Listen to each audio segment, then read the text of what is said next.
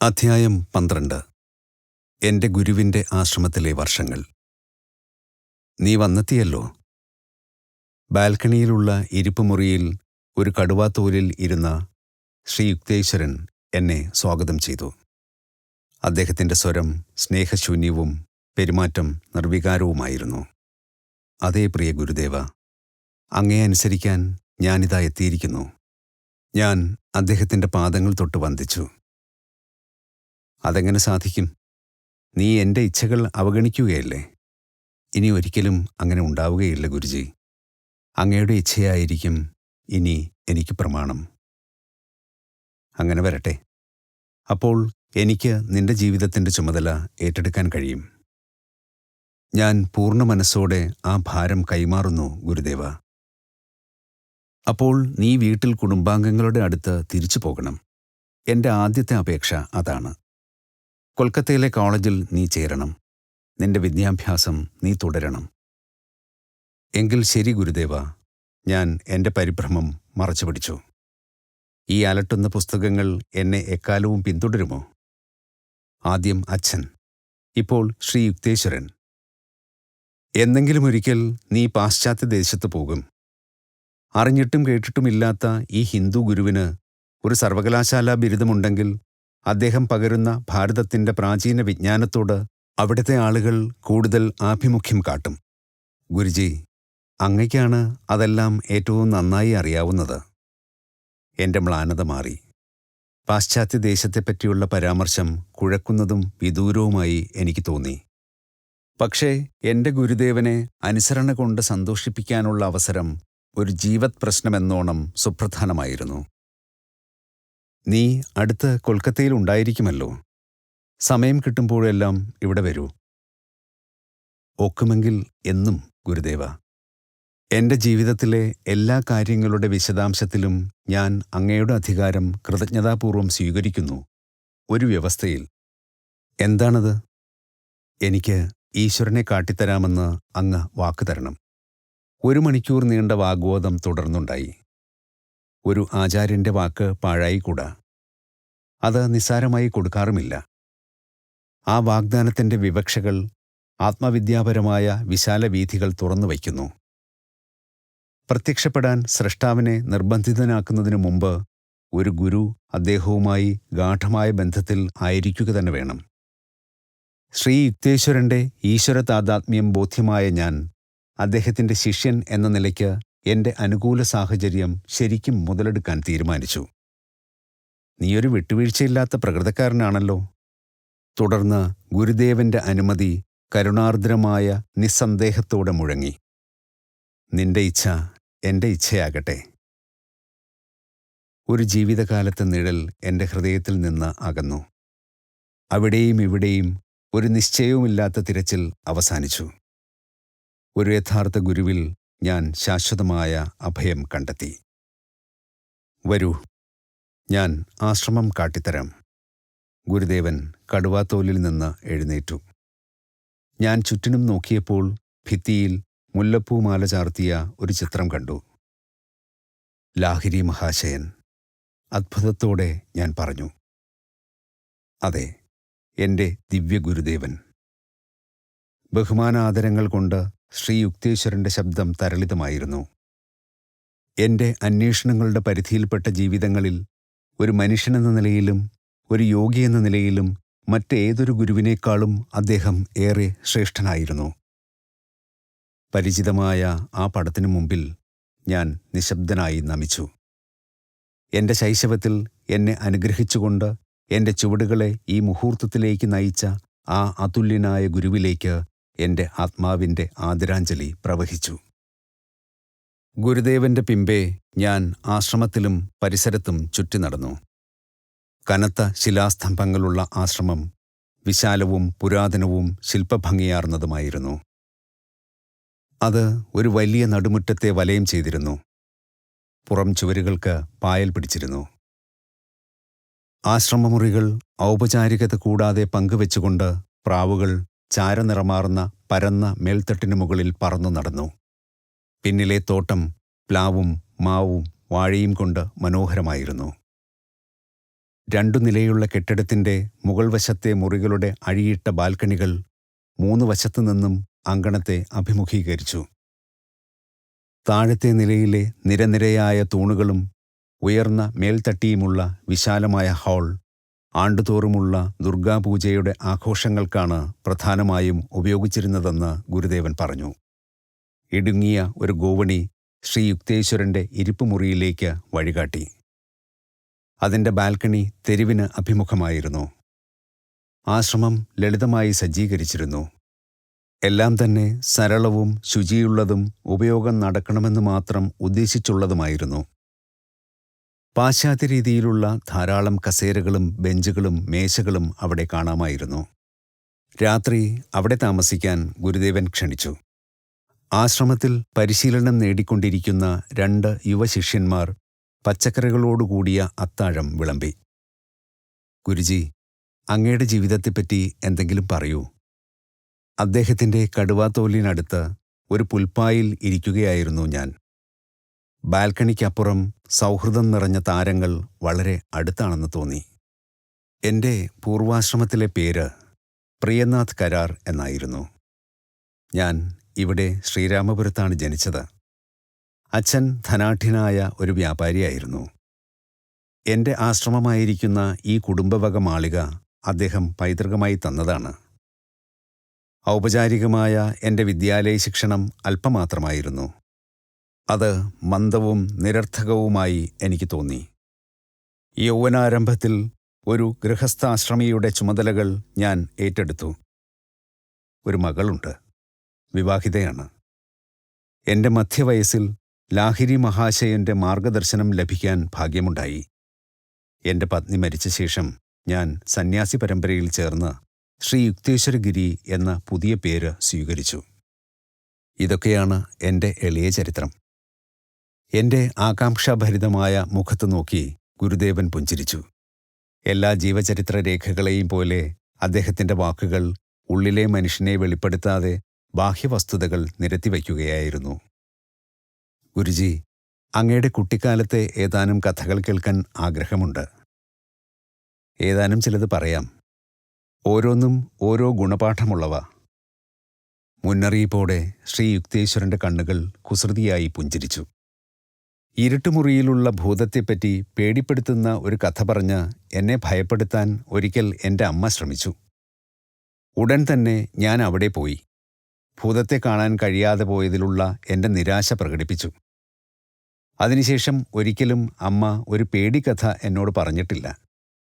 ഗുണപാഠം: ഭയത്തെ മുഖത്തോട് മുഖം നോക്കുക, എന്നാൽ അത് നിങ്ങളെ വീണ്ടും ഉപദ്രവിക്കുകയില്ല.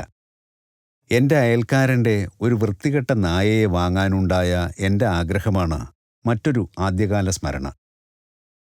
ആ നായയെ കിട്ടാൻ വേണ്ടി ആഴ്ചകളോളം ഞാൻ വീട്ടിൽ ബഹളമുണ്ടാക്കി. കുറേക്കൂടി കാണാൻ കൊള്ളാവുന്ന ഓമന മൃഗങ്ങളെ വാങ്ങിത്തരാമെന്ന വാഗ്ദാനങ്ങൾ ഞാൻ ചെവിക്കൊണ്ടില്ല. ഗുണപാഠം: മമത അന്ധമാണ്. ആഗ്രഹിക്കുന്ന വസ്തുവിന് ആകർഷണീയമായ ഒരു സാങ്കല്പിക പരിവേഷം അത് നൽകുന്നു. മൂന്നാമത്തെ കഥ യുവമനസ്സിൻ്റെ പെട്ടെന്ന് രൂപപ്പെടുന്ന സ്വഭാവവിശേഷത്തെപ്പറ്റിയുള്ളതാണ്.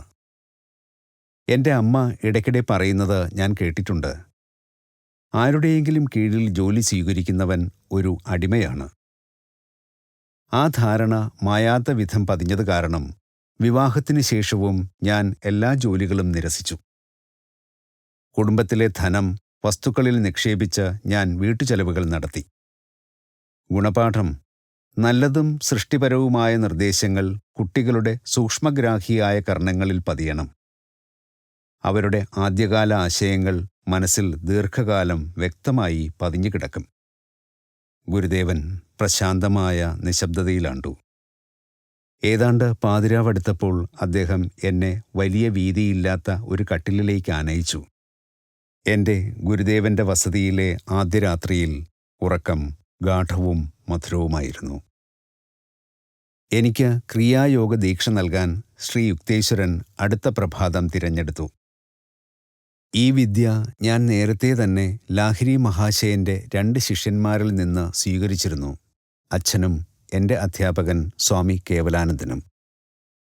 പക്ഷേ എൻ്റെ ഗുരുദേവന് സമൂല പരിവർത്തനം കൈവരുത്തുന്ന ഒരു ശക്തിവിശേഷമുണ്ടായിരുന്നു. അദ്ദേഹത്തിൻ്റെ സ്പർശനമാത്രയിൽ നിരവധി സൂര്യന്മാർ ഒന്നിച്ചു പ്രകാശിക്കുന്ന ഉജ്ജ്വലപ്രഭ പോലെ ഒരു മഹനീയ ജ്യോതിസ് എൻ്റെ ജീവസത്തയിൽ കടന്നുവന്നു. എൻ്റെ ഹൃദയത്തിൻ്റെ അന്തരാളങ്ങളിൽ പരമാനന്ദത്തിൻ്റെ അവാച്യമായ ഒരു പ്രളയം തന്നെ ഉളവായി. അടുത്ത ദിവസം വൈകുന്നേരം കഴിഞ്ഞാണ് ആശ്രമം വിടാൻ എൻ്റെ മനസ്സ് എന്നെ അനുവദിച്ചത്. ഞാൻ കൊൽക്കത്തയിലെ എൻ്റെ വീട്ടിൻ്റെ വാതിൽ കയറി. നീ 30 ദിവസത്തിനകം തിരിച്ചു പോകും എന്ന എൻ്റെ ഗുരുദേവൻ്റെ ദീർഘദർശനം സഫലമാവുകയും ചെയ്തു. ഞാൻ ഭയന്നിരുന്നതുപോലെ പറന്നു നടക്കുന്ന പക്ഷിയുടെ തിരിച്ചുവരവിനെപ്പറ്റി എൻ്റെ ബന്ധുക്കൾ ആരും തന്നെ കുത്തുവാക്കുകളൊന്നും പറഞ്ഞില്ല. ഞാൻ മച്ചിലെ എൻ്റെ ചെറിയ മുറിയിൽ കയറി ഒരു സജീവ സാന്നിധ്യത്തെ നോക്കുന്ന മാതിരി സ്നേഹവായ്പോടെ എല്ലായിടവും നോക്കി. നീ എൻ്റെ ധ്യാനങ്ങൾക്കും സാധനയുടെ കണ്ണുനീരുകൾക്കും മറ്റു വികാര പാരവശ്യങ്ങൾക്കും സാക്ഷ്യം വഹിച്ചു. ഇപ്പോൾ ഞാൻ എൻ്റെ ദിവ്യഗുരുവിൻ്റെ അഭയസ്ഥാനത്ത് എത്തിയിരിക്കുന്നു. മകനെ, നമ്മെ രണ്ടുപേരെയും ഓർത്ത് എനിക്ക് സന്തോഷമുണ്ട്. സായന്നത്തിൻ്റെ പ്രശാന്തിയിൽ അച്ഛനും ഞാനും ഒരുമിച്ചിരിക്കുകയായിരുന്നു. ഞാൻ എൻ്റെ ഗുരുദേവനെ കണ്ടെത്തിയ പോലെ വിസ്മയകരമായ രീതിയിൽ നീ നിന്റെ ഗുരുദേവനെ കണ്ടെത്തിയിരിക്കുന്നു. ലാഹിരി മഹാശയൻ്റെ ദിവ്യഹസ്തങ്ങൾ നമ്മുടെ ജീവിതങ്ങളെ സംരക്ഷിക്കുന്നു. നിന്റെ ഗുരുദേവൻ അപ്രാപ്യനായ ഒരു ഹിമാലയ ഋഷിശ്രേഷ്ഠനല്ല, അടുത്തുതന്നെയുള്ള ഒരു പുണ്യദേഹമാണെന്ന് തെളിഞ്ഞിരിക്കുന്നു. എൻ്റെ പ്രാർത്ഥനകൾ ഫലിച്ചു. നിന്റെ ഈശ്വരാന്വേഷണത്തിൽ നീ എൻ്റെ കണ്ണിൽ നിന്നും എന്നേക്കുമായി അകറ്റപ്പെട്ടില്ലല്ലോ. എൻ്റെ ഔപചാരികമായ പഠനം തുടരുമെന്നതിലും അച്ഛന് സന്തോഷമുണ്ടായി. തക്ക ഏർപ്പാടുകൾ അദ്ദേഹം ചെയ്തു. അടുത്തുള്ള കൊൽക്കത്ത സ്കോട്ടിഷ് ചർച്ച് കോളേജിൽ അടുത്ത ദിവസം എന്നെ ചേർത്തു. സന്തോഷകരമായ മാസങ്ങൾ വേഗം കടന്നുപോയി. കോളേജ് മുറികളിൽ ഞാൻ വളരെ അപൂർവമായേ കാണപ്പെട്ടിരുന്നുള്ളൂവെന്ന് എൻ്റെ വായനക്കാർ വ്യക്തമായും ഊഹിച്ചു കാണും. ശ്രീരാമപുരം ആശ്രമത്തിന് അദമ്യമായ ഒരു ആകർഷണ ശക്തിയുണ്ടായിരുന്നു. എൻ്റെ നിത്യസാന്നിധ്യം ഗുരുദേവൻ അഭിപ്രായമൊന്നും പറയാതെ സ്വീകരിച്ചു. പഠനമുറികളെപ്പറ്റി അദ്ദേഹം അധികമൊന്നും പരാമർശിച്ചില്ല എന്നത് എനിക്ക് ആശ്വാസമായി. ഒരിക്കലും ഒരു പണ്ഡിതനാകാൻ അനുയോജ്യനൊന്നുമല്ല ഞാനെന്ന് എല്ലാവർക്കും ബോധ്യമായിരുന്നുവെങ്കിലും ജയിക്കുവാനുള്ള ഏറ്റവും കുറഞ്ഞ മാർക്ക് കാലാകാലങ്ങളിൽ വാങ്ങാൻ എനിക്ക് സാധിച്ചു. ആശ്രമത്തിലെ നിത്യജീവിതം വലിയ വൈവിധ്യമൊന്നും കൂടാതെ സുഗമമായി ഒഴുകി. ഗുരുദേവൻ പ്രഭാതത്തിനു മുമ്പ് ഉണരും. കിടന്നുകൊണ്ടോ അല്ലെങ്കിൽ കിടക്കയിൽ ഇരുന്നു കൊണ്ടോ അദ്ദേഹം സമാധിയിൽ പ്രവേശിക്കും. അദ്ദേഹം ഉറക്കമുണർന്നു എന്ന് അറിയുക ഏറ്റവും എളുപ്പമായിരുന്നു. കനത്ത കൂർക്കം വലി പൊടുന്നനെ നിൽക്കും. 1 or 2 ദീർഘനിശ്വാസം, ചിലപ്പോൾ ശരീരത്തിൻ്റെ ഒരു ചലനം, അതിനുശേഷം ശ്വാസോച്ഛ്വാസരാഹിത്യത്തിൻ്റെ നിശബ്ദാവസ്ഥ. അദ്ദേഹം അഗാധമായ യോഗനിർവൃതിയിൽ ആഴുകയായി. അടുത്തത് പ്രഭാതഭക്ഷണമായിരുന്നില്ല. ആദ്യം ഗംഗാതീരത്തു കൂടെയുള്ള ഒരു നീണ്ട പദയാത്ര. എൻ്റെ ഗുരുദേവനുമൊത്തുള്ള ആ പ്രഭാത സവാരികൾ ഇപ്പോഴും എത്ര യഥാർത്ഥവും വ്യക്തവും. ഓർമ്മയുടെ അനായാസമായ പുനർജനിയിൽ ഞാൻ പലപ്പോഴും അദ്ദേഹത്തിൻ്റെ കൂടെയാവുന്നു. പുലർകാല സൂര്യൻ നദിയെ ഊഷ്മളമാക്കുന്നു. ജ്ഞാനത്തിൻ്റെ ആധികാരികതയുടെ സമൃദ്ധിയിൽ അദ്ദേഹത്തിൻ്റെ ശബ്ദം മുഴങ്ങുന്നു. ഒരു കുളി, അടുത്തത് ഉച്ചഭക്ഷണം. ഗുരുദേവൻ്റെ ദൈനംദിന നിർദ്ദേശമനുസരിച്ച് അത് തയ്യാറാക്കുന്നത് യുവശിഷ്യരുടെ ശ്രദ്ധ വേണ്ടുന്ന ചുമതലയായിരുന്നു. എൻ്റെ ഗുരുദേവൻ ഒരു സസ്യഭുക്കായിരുന്നു. പക്ഷേ സന്യാസം സ്വീകരിക്കുന്നതിനു മുമ്പ് അദ്ദേഹം മുട്ടയും മീനും കഴിച്ചിരുന്നു. അവനവൻ്റെ ശരീരപ്രകൃതിക്ക് പറ്റിയ എന്തെങ്കിലും ലഘുവായ ഭക്ഷണം കഴിക്കുക എന്നതായിരുന്നു വിദ്യാർത്ഥികളോട് അദ്ദേഹത്തിൻ്റെ ഉപദേശം. ഗുരുദേവൻ അല്പം മാത്രം ഭക്ഷിച്ചിരുന്നു. മഞ്ഞൾ അല്ലെങ്കിൽ ബീട്രൂട്ടിൻ്റെയോ പച്ചച്ചീരയുടെയോ ചാറ് ചേർത്ത് അല്പം എരുമ നെയ്യ് തളിച്ച ചോറായിരുന്നു മിക്കപ്പോഴും. മറ്റു ചിലപ്പോൾ തുവരപ്പരിപ്പിൻ്റെയോ പാൽക്കട്ടിയുടെയോ കറിയും പച്ചക്കറികളുമായിരിക്കും കഴിക്കുക. ഭക്ഷണാവസാനം അരി കൊണ്ടുള്ള മധുരപലഹാരത്തോടൊപ്പം മാങ്ങയോ ഓറഞ്ചോ അല്ലെങ്കിൽ ചക്കപ്പഴത്തിൻ്റെ ചാറോ ആയിരിക്കും ഉണ്ടാവുക. സന്ദർശകർ ഉച്ചതിരിഞ്ഞു വന്നിരുന്നു. പ്രശാന്തമായ ആശ്രമത്തിലേക്ക് ബാഹ്യലോകത്തു നിന്നും ആളുകളുടെ ഒരു നിലയ്ക്കാത്ത പ്രവാഹമായിരുന്നു. എൻ്റെ ഗുരുദേവൻ എല്ലാ അതിഥികളോടും മര്യാദയോടും ദയയോടും പെരുമാറി.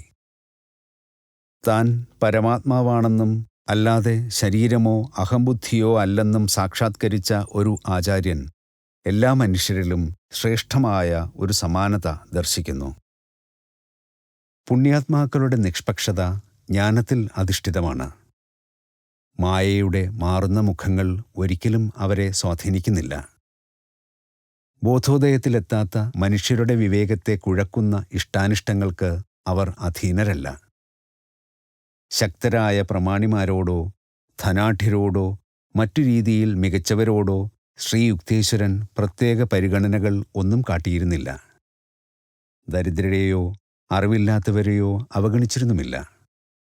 സത്യത്തിൻ്റെ വാക്കുകൾ ഒരു കുട്ടിയിൽ നിന്നായാലും അദ്ദേഹം ആദരവോടെ ശ്രദ്ധിക്കും.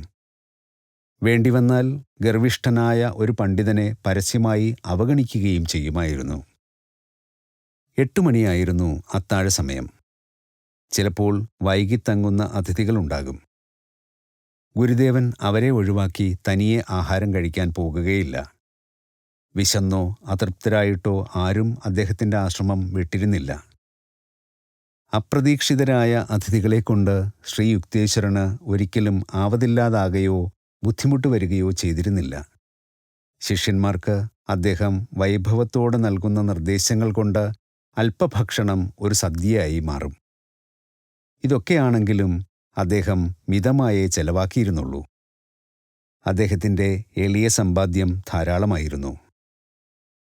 നിങ്ങളുടെ മടിശീല അനുവദിക്കുന്നിടത്തോളം മാത്രം സുഖസൗകര്യങ്ങളിൽ കഴിയുക, അദ്ദേഹം പറയുമായിരുന്നു.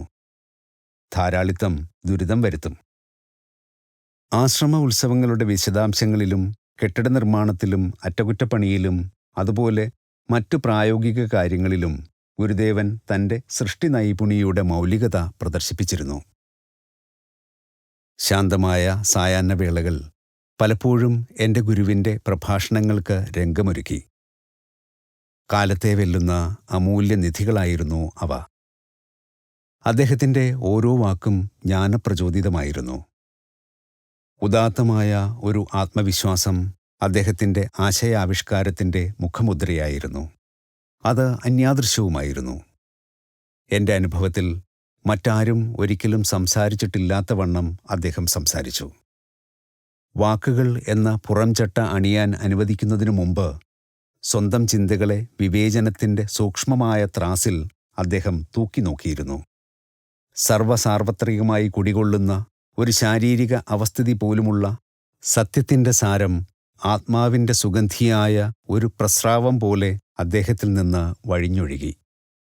ഈശ്വരൻ്റെ സജീവ മൂർത്തിഭാവത്തിന് മുന്നിലാണ് ഞാനെന്ന് എനിക്ക് എപ്പോഴും ബോധ്യമുണ്ടായിരുന്നു.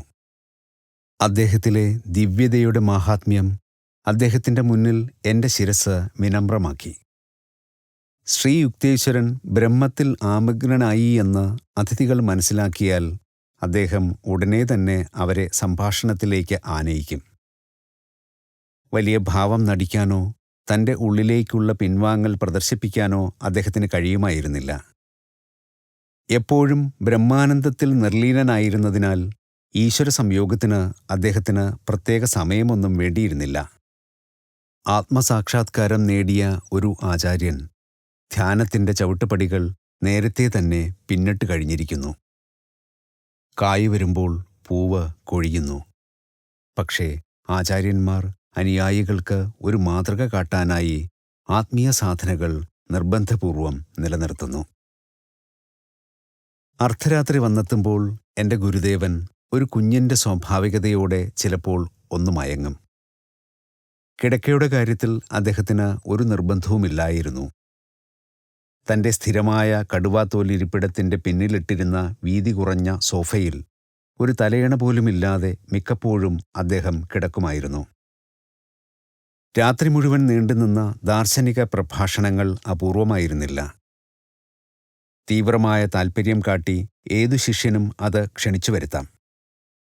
ആ വേളകളിൽ എനിക്ക് ക്ഷീണമോ ഉറങ്ങണമെന്നുള്ള ആഗ്രഹമോ അനുഭവപ്പെട്ടിരുന്നില്ല. ഗുരുദേവന്റെ സജീവമായ വാക്കുകൾ മാത്രം മതിയായിരുന്നു എനിക്ക്. "ഓ, പ്രഭാതമായി കഴിഞ്ഞു. നമുക്ക് ഗംഗാതീരത്ത് നടക്കാൻ പോകാം." അങ്ങനെയാണ് പലപ്പോഴും എനിക്ക് ലഭിച്ചിരുന്ന രാത്രികാല ആത്മീയ ഉത്ബോധനങ്ങൾ പരിസമാപിച്ചത്. ശ്രീ യുക്തേശ്വരനോടൊപ്പം ഞാൻ കഴിഞ്ഞ ആദ്യത്തെ ഏതാനും മാസങ്ങളുടെ ഉച്ചബിന്ദു എങ്ങനെ കൊതുകിനെ തോൽപ്പിക്കാം എന്ന ഗുണപാഠമാണ്. വീട്ടിൽ ഞങ്ങൾ രാത്രിയിൽ എപ്പോഴും കൊതുകുവല ഉപയോഗിച്ചിരുന്നു. ശ്രീരാമപുരം ആശ്രമത്തിൽ വിവേകപൂർവമായ ഈ വഴക്കത്തെ ആദരിച്ചിരുന്നത് അത് ഒഴിവാക്കിക്കൊണ്ടാണെന്ന് കണ്ട് ഞാൻ ആകെ പരുങ്ങി. പക്ഷേ അവിടെ മുഴുവൻ ഈ പ്രാണികളെക്കൊണ്ട് നിറഞ്ഞിരുന്നു. അവ എന്നെ നഖശിഖാന്തം കടിച്ചു. എൻ്റെ ഗുരുവിന് എന്നിൽ ദയ തോന്നി. "നിനക്ക് ഒരു കൊതുകുവല വാങ്ങൂ, ഒന്നെനിക്കും." അദ്ദേഹം ചിരിച്ചുകൊണ്ട് വീണ്ടും പറഞ്ഞു, "നിനക്ക് വേണ്ടി മാത്രം ഒന്ന് വാങ്ങുകയാണെങ്കിൽ മുഴുവൻ കൊതുകുകളും കൂടി എൻ്റെ നേരെ തിരിയും." പറഞ്ഞതുപോലെ ചെയ്യാൻ എനിക്ക് സന്തോഷമേ ഉണ്ടായിരുന്നുള്ളൂ. ശ്രീരാമപുരത്ത് ഞാൻ താമസിച്ച ഓരോ രാത്രിയിലും കൊതുകുവല കെട്ടാൻ ഗുരുദേവൻ എന്നോട് പറയും. ഒരു രാത്രിയിൽ കൊതുകുകളുടെ ഒരു പറ്റം ഞങ്ങളെ വളഞ്ഞപ്പോൾ പതിവുള്ള നിർദ്ദേശങ്ങൾ തരാൻ ഗുരുദേവൻ കൂട്ടാക്കിയില്ല. ആ പ്രാണികളുടെ പ്രതീക്ഷാനിർഭരമായ മൂളൽ ആശങ്കയോടെ ഞാൻ ശ്രവിച്ചു. കിടക്കയിൽ കയറിയിട്ട് പ്രസാദിക്കാനായി ഒരു പ്രാർത്ഥന പൊതുവെ അവയുടെ ദിശയിലേക്ക് ഞാൻ സമർപ്പിച്ചു. അരമണിക്കൂറിന് ശേഷം ഞാൻ ഗുരുദേവന്റെ ശ്രദ്ധ പിടിച്ചുപറ്റാൻ ഒന്ന് ചുമച്ചു നോക്കി. കൊതുകുകടിയും പ്രത്യേകിച്ച് രക്തദാഹത്തോടുകൂടിയ പാനോത്സവം അവ ആഘോഷിക്കുമ്പോഴുള്ള മൂളിപ്പാട്ടിൻ്റെ ശ്രുതിയും കൊണ്ട് എനിക്ക് ഭ്രാന്തി പിടിക്കുമെന്ന് തോന്നി.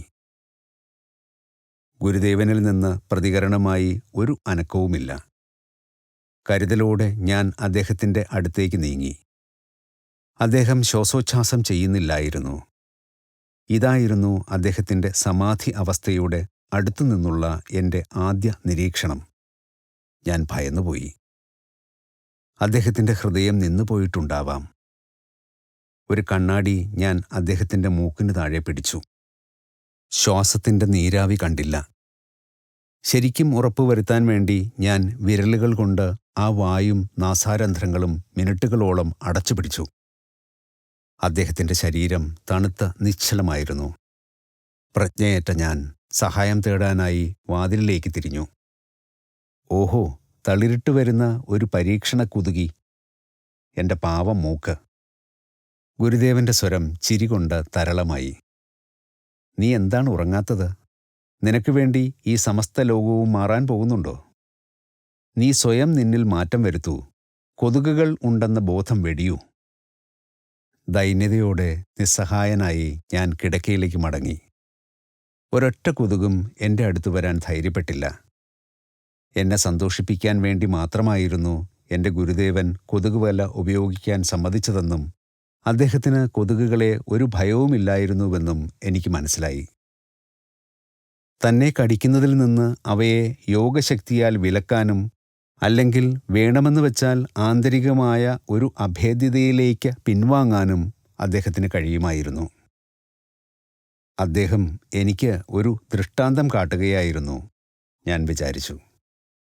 ആ യോഗാവസ്ഥയിൽ എത്തിച്ചേരാനാണ് ഞാൻ ശ്രമിക്കേണ്ടത്. ഈ ലോകത്തിൽ ഒരിക്കലും ഒഴിവാക്കാനാവാത്ത പ്രാണികളുടെ മുരളലും പകൽ വെളിച്ചത്തിൻ്റെ എവിടെയും കടന്നെത്തുന്ന കണ്ണഞ്ചിപ്പിക്കുന്ന പ്രകാശവും പോലുള്ള അസംഖ്യം അസ്വാസ്ഥ്യങ്ങളെ കൂട്ടാക്കാതെ ഒരു യഥാർത്ഥ യോഗിക്ക് അതിബോധാവസ്ഥയിലേക്ക് കടന്നു പോകാനും അത് നിലനിർത്താനും സാധിക്കും. സമാധിയുടെ ആദ്യത്തെ സവികൽപ്പ അവസ്ഥയിൽ ബാഹ്യപ്രപഞ്ചത്തിൻ്റെ സർവ്വവിധ ഇന്ദ്രിയ സാക്ഷ്യങ്ങളെയും ഭക്തൻ അടച്ചു വെളിയിലാക്കി അകറ്റുന്നു. അപ്പോൾ അദ്ദേഹത്തിന് സ്വർഗത്തേക്കാൾ സുന്ദരമായ ഒരു ആന്തരിക ലോകത്തിലെ പുതുമയും വിശുദ്ധിയുമുള്ള നാദങ്ങളും കാഴ്ചകളും പ്രതിഫലമായി ലഭിക്കുന്നു. ആശ്രമത്തിലെ മറ്റൊരു ആദ്യകാല പാഠത്തിനും ശിക്ഷണത്തിനുതകുന്ന കൊതുകുകൾ ഉപകരിച്ചു. ശാന്തമായ സന്ധ്യാസമയമായിരുന്നു അത്. എൻ്റെ ഗുരുദേവൻ പ്രാചീന ഗ്രന്ഥങ്ങൾ അന്യാദൃശമായി വ്യാഖ്യാനിക്കുകയായിരുന്നു. അദ്ദേഹത്തിൻ്റെ കാൽക്കലായി ഞാൻ സമ്പൂർണമായ ശാന്തിയിൽ ഇരുന്നു. ഈ സുന്ദരമായ സാഹചര്യങ്ങളിൽ ധിക്കാരിയായ ഒരു കൊതുക് കടന്നുവന്ന് എൻ്റെ ശ്രദ്ധ നേടാൻ മത്സരമായി. എൻ്റെ തുടയിൽ അതിൻ്റെ വിഷം നിറച്ച കുത്തിവയ്പ് സൂചി തുളച്ചു കയറ്റിയപ്പോൾ അറിയാതെ ഞാൻ കൈ പകയോടെ ഉയർത്തി. ഉടനടി നടക്കേണ്ട വധശിക്ഷയിൽ നിന്ന് വിടുതൽ. തക്ക സമയത്ത് അഹിംസയെപ്പറ്റിയുള്ള പതഞ്ജലി സൂത്രം എനിക്ക് ഓർമ്മ വന്നു. നീ എന്താണ് വേണ്ടെന്ന് വെച്ചത്? ഗുരുദേവ, ജീവാപഹരണം അങ്ങ് ശുപാർശ ചെയ്യുമോ? ഇല്ല, പക്ഷേ നിന്റെ മനസ്സിൽ നീ മാരകമായ അടി നടത്തിക്കഴിഞ്ഞു. എനിക്ക് അത് മനസ്സിലാകുന്നില്ല. അഹിംസ കൊണ്ട് പതഞ്ജലി ഉദ്ദേശിച്ചത് കൊല്ലാനുള്ള ആഗ്രഹം ഒഴിവാക്കുക എന്നാണ്. എൻ്റെ മനോവൃത്തികൾ ശ്രീ യുക്തേശ്വരന് ഒരു തുറന്ന പുസ്തകമായിരുന്നു. അഹിംസ വാച്യാർത്ഥത്തിൽ ആചരിക്കാൻ അസൗകര്യമായ രീതിയിലാണ് ഈ ലോകം വ്യവസ്ഥ ചെയ്യപ്പെട്ടിരിക്കുന്നത്. ഉപദ്രവകാരികളായ ക്ഷുദ്രജന്തുക്കളെ നശിപ്പിക്കാൻ മനുഷ്യൻ നിർബന്ധിതനായേക്കാം. എന്നാൽ കോപമോ പകയോ തോന്നാൻ അവൻ അത്തരത്തിൽ നിർബന്ധിതനല്ല.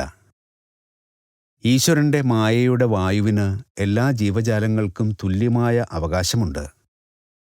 സൃഷ്ടിയുടെ രഹസ്യം അനാവരണം ചെയ്യുന്ന ഒരു പുണ്യാത്മാവ് പ്രകൃതിയുടെ എണ്ണമറ്റ അമ്പരപ്പിക്കുന്ന ബഹിർസ്ഫുരണങ്ങളോട് നന്നേ പൊരുത്തപ്പെട്ടിരിക്കും. നശീകരണത്തിനുള്ള ശക്തമായ ആഗ്രഹത്തെ അതിജീവിക്കുന്നത് വഴി എല്ലാ മനുഷ്യർക്കും ഈ സത്യത്തെ മനസ്സിലാക്കാം. ഗുരുജി, ഒരു വന്യമൃഗത്തെ കൊല്ലുന്നതിലും ഭേദം താൻ സ്വയം ബലി കൊടുക്കാൻ തയ്യാറാകുന്നതാണോ? അല്ല, മനുഷ്യശരീരം അമൂല്യമാണ്. അന്യാദൃശമായ മസ്തിഷ്കവും സുഷുമ്നാ കേന്ദ്രങ്ങളും കാരണം അതിന് ഏറ്റവും മഹത്തായ പരിണാമാത്മക മൂല്യമുണ്ട്. നല്ല പുരോഗതി നേടിയിട്ടുള്ള സാധകന് ഏറ്റവും ഉന്നതമായ ഈശ്വരതത്വത്തിൻ്റെ അംശങ്ങൾ ഗ്രഹിക്കാനും ബഹിർസ്ഫുരിപ്പിക്കാനും ഇവ കഴിവ് നൽകുന്നു.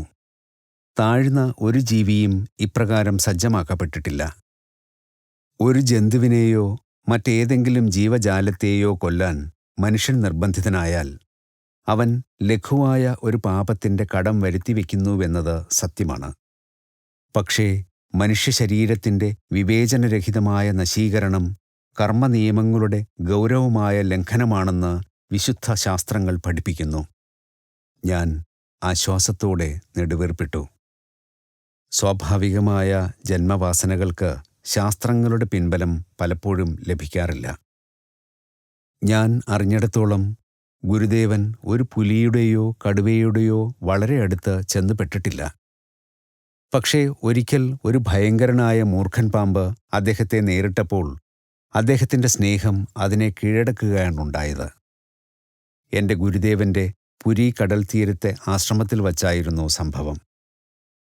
ശ്രീ യുക്തേശ്വരൻ്റെ ഒരു പിൽക്കാല യുവശിഷ്യനായ പ്രഫുൽ അപ്പോൾ അദ്ദേഹത്തോടൊപ്പം ഉണ്ടായിരുന്നു.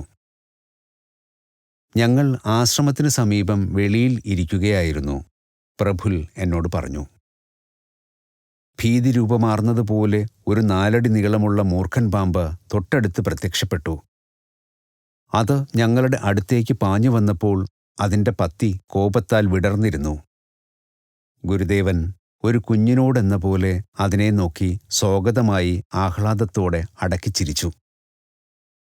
ശ്രീ യുക്തേശ്വരൻ താളമൊപ്പിച്ച് കൈകൊട്ടുന്നത് കണ്ടപ്പോൾ ഞാൻ വല്ലാതെ ഭയപ്പെട്ടു. അദ്ദേഹം തൻ്റെ ഭയകാരിയായ വിരുന്നുകാരനെ രസിപ്പിക്കുകയായിരുന്നു. ഞാൻ ആകെ മൂകനായി ഉള്ളിൽ തീവ്രഭക്തിയോടെ പ്രാർത്ഥനകൾ ഉരുവിട്ടുകൊണ്ടിരുന്നു. ഗുരുദേവന്റെ വളരെ അടുത്തെത്തിയ സർപ്പം അദ്ദേഹത്തിൻ്റെ ലാളനാഭാവത്താൽ ആകർഷിക്കപ്പെട്ട് നിശ്ചലനായി. പേടിപ്പെടുത്തുന്ന പത്തി ക്രമേണ ചുരുങ്ങി. ശ്രീ യുക്തേശ്വരൻ്റെ പാദങ്ങൾക്കിടയിലൂടെ പാമ്പ് ഇഴഞ്ഞുപോയി ചെടികൾക്കിടയിൽ മറഞ്ഞു.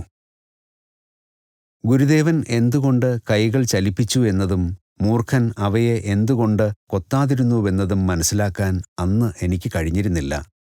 പ്രഫുൽ പറഞ്ഞു നിർത്തി.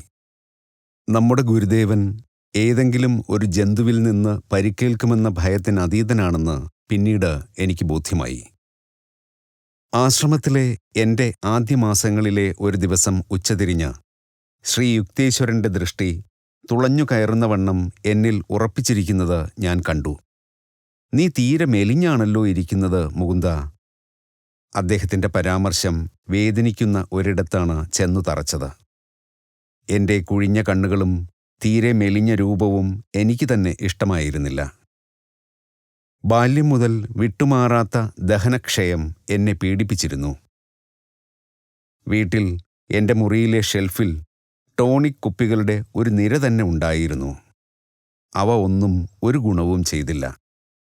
ഇത്ര ദുർബലമായ ഒരു ശരീരവും വച്ചുകൊണ്ട് ജീവിക്കുന്നതിൽ എന്തു പ്രയോജനമെന്ന് ഞാൻ വേദനയോടെ ഇടയ്ക്കിടെ സ്വയം ചോദിക്കുമായിരുന്നു. മരുന്നുകൾക്ക് പരിമിതികളുണ്ട്. ദിവ്യവും സൃഷ്ടിപരവുമായ പ്രാണശക്തിക്ക് അതില്ല. അത് വിശ്വസിക്കൂ. നീ ആരോഗ്യവാനും ശക്തനുമായി തീരും. അവയുടെ സത്യം എൻ്റെ ജീവിതത്തിൽ എനിക്ക് വിജയകരമായി പ്രയോഗിക്കാമെന്ന് ഗുരുദേവൻ്റെ വാക്കുകൾ തൽക്ഷണം എന്നെ ബോധ്യപ്പെടുത്തി. മറ്റൊരു ചികിത്സകനും ഞാൻ പലരെയും പരീക്ഷിച്ചിട്ടുണ്ട്. എന്നിൽ ഇത്ര ഗാഢമായ വിശ്വാസം ഉണർത്താൻ കഴിഞ്ഞിരുന്നില്ല. ദിവസേന ഞാൻ ആരോഗ്യത്തിലും ശക്തിയിലും മെച്ചപ്പെട്ടു വന്നു. ഫലസിദ്ധിയില്ലാതെ ഇക്കാലമത്രയും ഞാൻ ആഗ്രഹിച്ചിരുന്ന തൂക്കം ശ്രീ യുക്തേശ്വരൻ്റെ അദൃശ്യമായ അനുഗ്രഹത്താൽ 2 ആഴ്ച കൊണ്ട് ഞാൻ നേടി. എൻ്റെ വയറ്റിലെ അസുഖങ്ങൾ എന്നേക്കുമായി അപ്രത്യക്ഷമായി. പ്രമേഹം, ചുഴലിദീനം, ക്ഷയം, തളർവാതം എന്നിവ കൊണ്ട് കഷ്ടപ്പെടുന്നവരെ ഗുരുദേവൻ ദൈവീകമായി രോഗവിമുക്തരാക്കിയതിന് സാക്ഷ്യം വഹിക്കാൻ പിന്നീട് പല അവസരങ്ങളിൽ എനിക്ക് സവിശേഷ ഭാഗ്യം ലഭിച്ചു.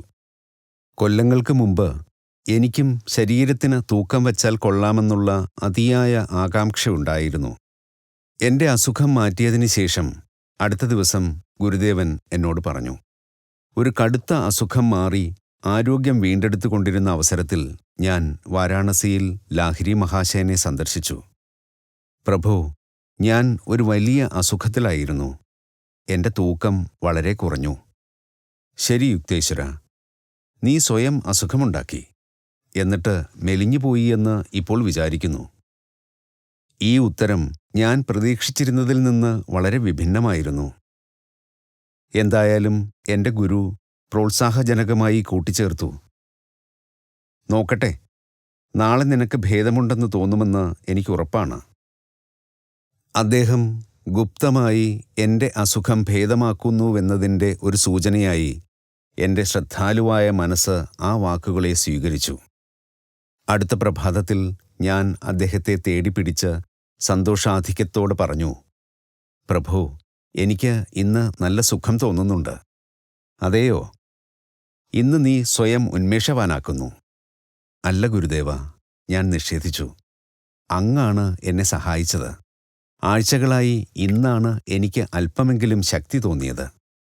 അത് ശരി, നിന്റെ അസുഖം വളരെ ഗുരുതരമായിരുന്നു. നിന്റെ ശരീരം ഇപ്പോഴും ദുർബലമാണ്. അത് നാളെ എങ്ങനെയിരിക്കുമെന്ന് ആർക്ക് പറയാൻ കഴിയും? ക്ഷീണം വീണ്ടും ഉണ്ടാകാമെന്ന ചിന്ത എന്നിൽ വിറങ്ങലിപ്പിക്കുന്ന ഞെട്ടലുണ്ടാക്കി. അടുത്ത പ്രഭാതത്തിൽ ലാഹിരി മഹാശയന്റെ വീട് വരെ കഷ്ടിച്ച് ഇഴഞ്ഞെത്താൻ പോലും എനിക്കാകുമായിരുന്നില്ല. പ്രഭു, ഞാൻ വീണ്ടും രോഗിയായി. എൻ്റെ ഗുരുവിൻ്റെ നോട്ടം ചോദ്യരൂപത്തിലായിരുന്നു. അപ്പോൾ നീ വീണ്ടും അനാരോഗ്യം വിളിച്ചു വരുത്തുന്നു. എൻ്റെ ക്ഷമ കെട്ടു. ഗുരുദേവ, ഞാൻ പറഞ്ഞു. ദിവസേന അങ്ങ് എന്നെ കളിയാക്കുകയായിരുന്നുവെന്ന് എനിക്കിപ്പോൾ മനസ്സിലായി. എൻ്റെ സത്യമായ വാക്കുകൾ അങ്ങ് അവിശ്വസിക്കുന്നത് എന്തുകൊണ്ടാണെന്ന് എനിക്ക് മനസ്സിലാകുന്നില്ല. വാസ്തവത്തിൽ നിന്നെ ഒന്നിടവിട്ട് ശക്തനും അശക്തനുമാക്കി തീർത്തത് നിന്റെ ചിന്തകളാണ്. എൻ്റെ ഗുരു എന്നെ സ്നേഹപൂർവ്വം നോക്കി. നിന്റെ ഉപബോധ മനസ്സിൻ്റെ പ്രതീക്ഷകളെ നിന്റെ ആരോഗ്യം എപ്രകാരം കൃത്യമായി പിന്തുടർന്നുവെന്ന് നീ കണ്ടുവല്ലോ. വൈദ്യുതിയോ ഭൂഗുരുത്വമോ പോലെ ചിന്തയും ഒരു ശക്തിയാണ്. മനുഷ്യമനസ്സ് ഈശ്വരൻ്റെ സർവശക്തമായ ബോധത്തിൻ്റെ ഒരു സ്ഫുലിംഗമാണ്. നിന്റെ ശക്തമായ മനസ്സ് ഗാഢമായി എന്തെല്ലാം വിശ്വസിക്കുന്നുവോ അവയെല്ലാം തൽക്ഷണം സംഭവ്യമാകുമെന്ന് എനിക്ക് കാണിച്ചു തരാൻ കഴിയും. ലാഹിരി മഹാശയൻ ഒരിക്കലും വൃഥാവാക്ക് പറയുകയില്ലെന്ന് അറിയാവുന്നതുകൊണ്ട് ഞാൻ അദ്ദേഹത്തോട് ഭയഭക്തിയോടും കൃതജ്ഞതയോടും കൂടി ചോദിച്ചു, ഗുരുദേവ, എനിക്ക് സുഖമാണെന്നും എൻ്റെ പഴയ തൂക്കം വീണ്ടെടുത്തുവെന്നും ഞാൻ ചിന്തിക്കുകയാണെങ്കിൽ അവ യഥാർത്ഥമാകുമോ? അത് അങ്ങനെ തന്നെയാണ്, ഈ നിമിഷം പോലും. എന്റെ കണ്ണുകളിൽ നോട്ടം കേന്ദ്രീകരിച്ച ഗുരുദേവൻ ഗൗരവത്തോടെ പറഞ്ഞു. തൽക്ഷണം എന്റെ ശക്തിയിൽ മാത്രമല്ല, തൂക്കത്തിലും ഒരു വർധനവ് എനിക്ക് അനുഭവമായി. ലാഹിരി മഹാശയൻ മൗനത്തിലാണ്ടു. അദ്ദേഹത്തിന്റെ കാൽക്കൽ ഏതാനും മണിക്കൂറുകൾ ഇരുന്നിട്ട് ഞാൻ എൻ്റെ അമ്മയുടെ വീട്ടിലേക്ക് മടങ്ങി. വാരാണസി സന്ദർശിക്കുന്ന വേളകളിൽ ഞാൻ അവിടെയാണ് താമസിക്കാറ്. എൻ്റെ മകനെ, ഇതെന്താ? നീ നീരുകൊണ്ട് വീങ്ങിയിരിക്കുകയാണോ? അമ്മയ്ക്ക് സ്വന്തം കണ്ണുകളെ വിശ്വസിക്കാൻ കഴിഞ്ഞില്ല.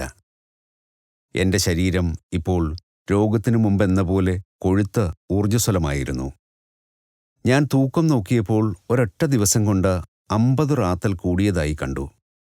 അത് സ്ഥിരമായി നിൽക്കുകയും ചെയ്തു. എൻ്റെ മെലിഞ്ഞ ശരീരം കണ്ടിട്ടുള്ള സ്നേഹിതരും പരിചയക്കാരും വിസ്മയിച്ചുപോയി. ഈ ദിവ്യാത്ഭുതത്തിൻ്റെ ഫലമായി അവരിൽ പലരും സ്വന്തം ജീവിതരീതി മാറ്റുകയും ലാഹിരി മഹാശയന്റെ ശിഷ്യരായി തീരുകയും ചെയ്തു. ഈശ്വരനിൽ ഉണർന്നിരുന്ന എൻ്റെ ഗുരുനാഥൻ ഈ ലോകം സ്രഷ്ടാവിൻ്റെ വസ്തുനിഷ്ഠമായ ഒരു സ്വപ്നമല്ലാതെ മറ്റൊന്നുമല്ലെന്ന് അറിഞ്ഞിരുന്നു. ഈശ്വരൻ എന്ന സ്വപ്നാടകനുമായുള്ള തൻ്റെ ഐക്യം പരിപൂർണമായി ബോധ്യമുണ്ടായിരുന്നതുകൊണ്ട് ലാഹിരി മഹാശയന് ഭൗതിക ലോകത്തിലെ സ്വപ്ന പരമാണുക്കളെ തൻ്റെ ഇഷ്ടാനുസരണം ആവിർഭവിപ്പിക്കുക, വിലയിപ്പിക്കുക, അല്ലെങ്കിൽ അവയിൽ മറ്റെന്തെങ്കിലും മാറ്റം വരുത്തുക എന്നിവ സാധിച്ചു. നിയമം സൃഷ്ടിയെയാകെ നിയന്ത്രിക്കുന്നു, ശ്രീ യുക്തേശ്വരൻ പറഞ്ഞു നിർത്തി. ശാസ്ത്രജ്ഞന്മാർക്ക് കണ്ടുപിടിക്കാവുന്ന ബാഹ്യപ്രപഞ്ചത്തെ പ്രവർത്തിപ്പിക്കുന്ന തത്വങ്ങളെ പ്രകൃതി നിയമങ്ങൾ എന്ന് വിളിക്കുന്നു. എന്നാൽ ഗുപ്തമായ ആത്മീയ തലങ്ങളെയും ആന്തരിക ബോധമണ്ഡലത്തെയും ഭരിക്കുന്ന സൂക്ഷ്മതരമായ നിയമങ്ങളുണ്ട്.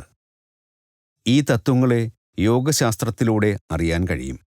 വസ്തുവിൻ്റെ യഥാർത്ഥ സ്വഭാവം അറിയുന്നത് ഊർജതന്ത്രജ്ഞനല്ല, ആത്മസാക്ഷാത്കാരം ലഭിച്ച ആചാര്യനാണ്.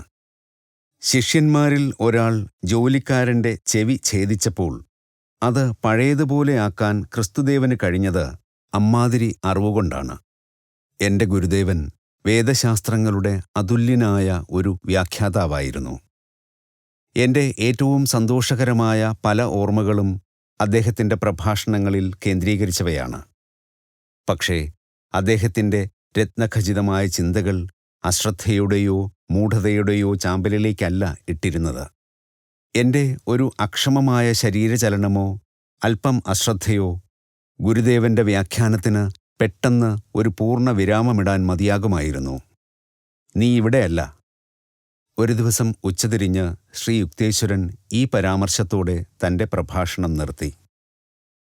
പതിവ് പോലെ അദ്ദേഹം എൻ്റെ ശ്രദ്ധയുടെ പോക്ക് ഇടതടവില്ലാതെ നിരീക്ഷിച്ചിരുന്നു. ഗുരുജി, എൻ്റെ സ്വരം പ്രതിഷേധത്തിൻ്റേതായിരുന്നു. ഞാൻ അനങ്ങിയിട്ടില്ല, ഇമ വെട്ടിയിട്ടില്ല. അങ്ങ് പറഞ്ഞ ഓരോ വാക്കും എനിക്ക് ആവർത്തിക്കാൻ കഴിയും. എന്നിരുന്നാലും നീ പരിപൂർണമായി എന്നോടൊപ്പം ആയിരുന്നില്ല. നിന്റെ എതിർപ്പ് ഒന്നു പറയാൻ എന്നെ പ്രേരിപ്പിക്കുന്നു. നിന്റെ മനസ്സിൻ്റെ പശ്ചാത്തലത്തിൽ നീ 3 സ്ഥാപനങ്ങൾ സൃഷ്ടിക്കുകയായിരുന്നു. ഒന്ന് സമതലത്തിൽ വൃക്ഷനിബിഡമായ ഒരു സങ്കേതം, മറ്റേത് ഒരു കുന്നിൻ മുകളിൽ, മൂന്നാമത്തേത് സമുദ്രതീരത്തും. വാസ്തവത്തിൽ ആ അവ്യക്ത ചിന്തകൾ എൻ്റെ ഉപബോധ മനസ്സിൽ ഉണ്ടായിരുന്നു. ഞാൻ ക്ഷമാപണ രൂപത്തിൽ അദ്ദേഹത്തെ നോക്കി. എൻ്റെ യാദൃച്ഛിക ചിന്തകളിൽ ചുഴിഞ്ഞിറങ്ങുന്ന ഒരു ഗുരുദേവനോട് എനിക്ക് എന്ത് ചെയ്യാൻ കഴിയും? ആ അവകാശം നീ എനിക്ക് തന്നിട്ടുണ്ട്. ഞാൻ വിശദീകരിക്കുന്ന സൂക്ഷ്മസത്യങ്ങൾ നിന്റെ പരിപൂർണ ശ്രദ്ധയില്ലാതെ മനസ്സിലാവുകയില്ല. ആവശ്യമില്ലെങ്കിൽ ഞാൻ അന്യരുടെ മനസ്സിൻ്റെ ഏകാന്തതയെ കടന്നാക്രമിക്കാറില്ല. സ്വന്തം ചിന്തകളുടെ ഇടയിൽ ചുറ്റിത്തിരിയുന്നതിനുള്ള സ്വാഭാവിക അവകാശം മനുഷ്യനുണ്ട്. ക്ഷണിക്കപ്പെടാത്ത ഈശ്വരൻ അവിടെ കടന്നുവരില്ല. ഞാനും അതിക്രമിച്ചു കടക്കാൻ ധൈര്യപ്പെടുകയില്ല. അങ്ങേക്ക് എക്കാലത്തും സ്വാഗതമുണ്ടാവും ഗുരുദേവ. നിന്റെ വാസ്തുശില്പ സ്വപ്നങ്ങൾ ഭാവിയിൽ യാഥാർത്ഥ്യമാകും. ഇപ്പോൾ പഠിക്കാനുള്ള സമയമാണ്. അങ്ങനെ യദൃച്ഛയാ എൻ്റെ ജീവിതത്തിൽ വരാനിരിക്കുന്ന 3 പ്രധാന സംഭവങ്ങളുടെ മുൻകൂട്ടിയുള്ള അറിവ് ഗുരുദേവൻ തൻ്റെ ലളിതമായ രീതിയിൽ വെളിവാക്കി. ചെറുപ്പം മുതൽ വ്യത്യസ്ത പശ്ചാത്തലത്തിലുള്ള 3 കെട്ടിടങ്ങളുടെ ദുർഗ്രാഹ്യമായ ദൃശ്യങ്ങൾ എനിക്ക് ലഭിച്ചിട്ടുണ്ട്. ശ്രീ യുക്തേശ്വരൻ സൂചിപ്പിച്ച അതേ ക്രമത്തിൽ ഈ ദൃശ്യങ്ങൾ അവസാന രൂപം കൈക്കൊണ്ടു. ആദ്യം ഉണ്ടായത് ആൺകുട്ടികൾക്കുള്ള യോഗവിദ്യാലയ സ്ഥാപനമായിരുന്നു റാഞ്ചിയിലെ സമതലത്തിൽ. പിന്നീട് ലോസ് ഏഞ്ചലീസിലെ ഒരു കുന്നിൻമുകളിൽ അമേരിക്കയിലെ കേന്ദ്ര ആസ്ഥാനം. അതിനുശേഷം കാലിഫോർണിയയിലെ എൻസിനിറ്റാസിൽ ശാന്തസമുദ്രതീരത്തെ ഒരു ആശ്രമം. ഇന്ന പ്രകാരത്തിലുള്ള ഒരു സംഭവം ഉണ്ടാകുമെന്ന് ഞാൻ പ്രവചിക്കുന്നുവെന്ന് അഹങ്കാരത്തോടെ ഗുരുദേവൻ ഒരിക്കലും പറഞ്ഞിരുന്നില്ല. അദ്ദേഹം സൂചിപ്പിക്കും, അങ്ങനെ സംഭവിച്ചേക്കാമെന്ന് നിനക്ക് തോന്നുന്നില്ലേ? പക്ഷേ അദ്ദേഹത്തിൻ്റെ ലളിതമായ സംഭാഷണത്തിൽ പ്രവചനശക്തി ഒളിഞ്ഞിരുന്നിരുന്നു. പറഞ്ഞത് മാറ്റിപ്പറയുക എന്നൊന്ന് അദ്ദേഹത്തിനില്ലായിരുന്നു. അദ്ദേഹത്തിൻ്റെ നേരിയ മറയുള്ള പ്രവചനങ്ങൾ അസത്യമായി വന്നിട്ടുമില്ല.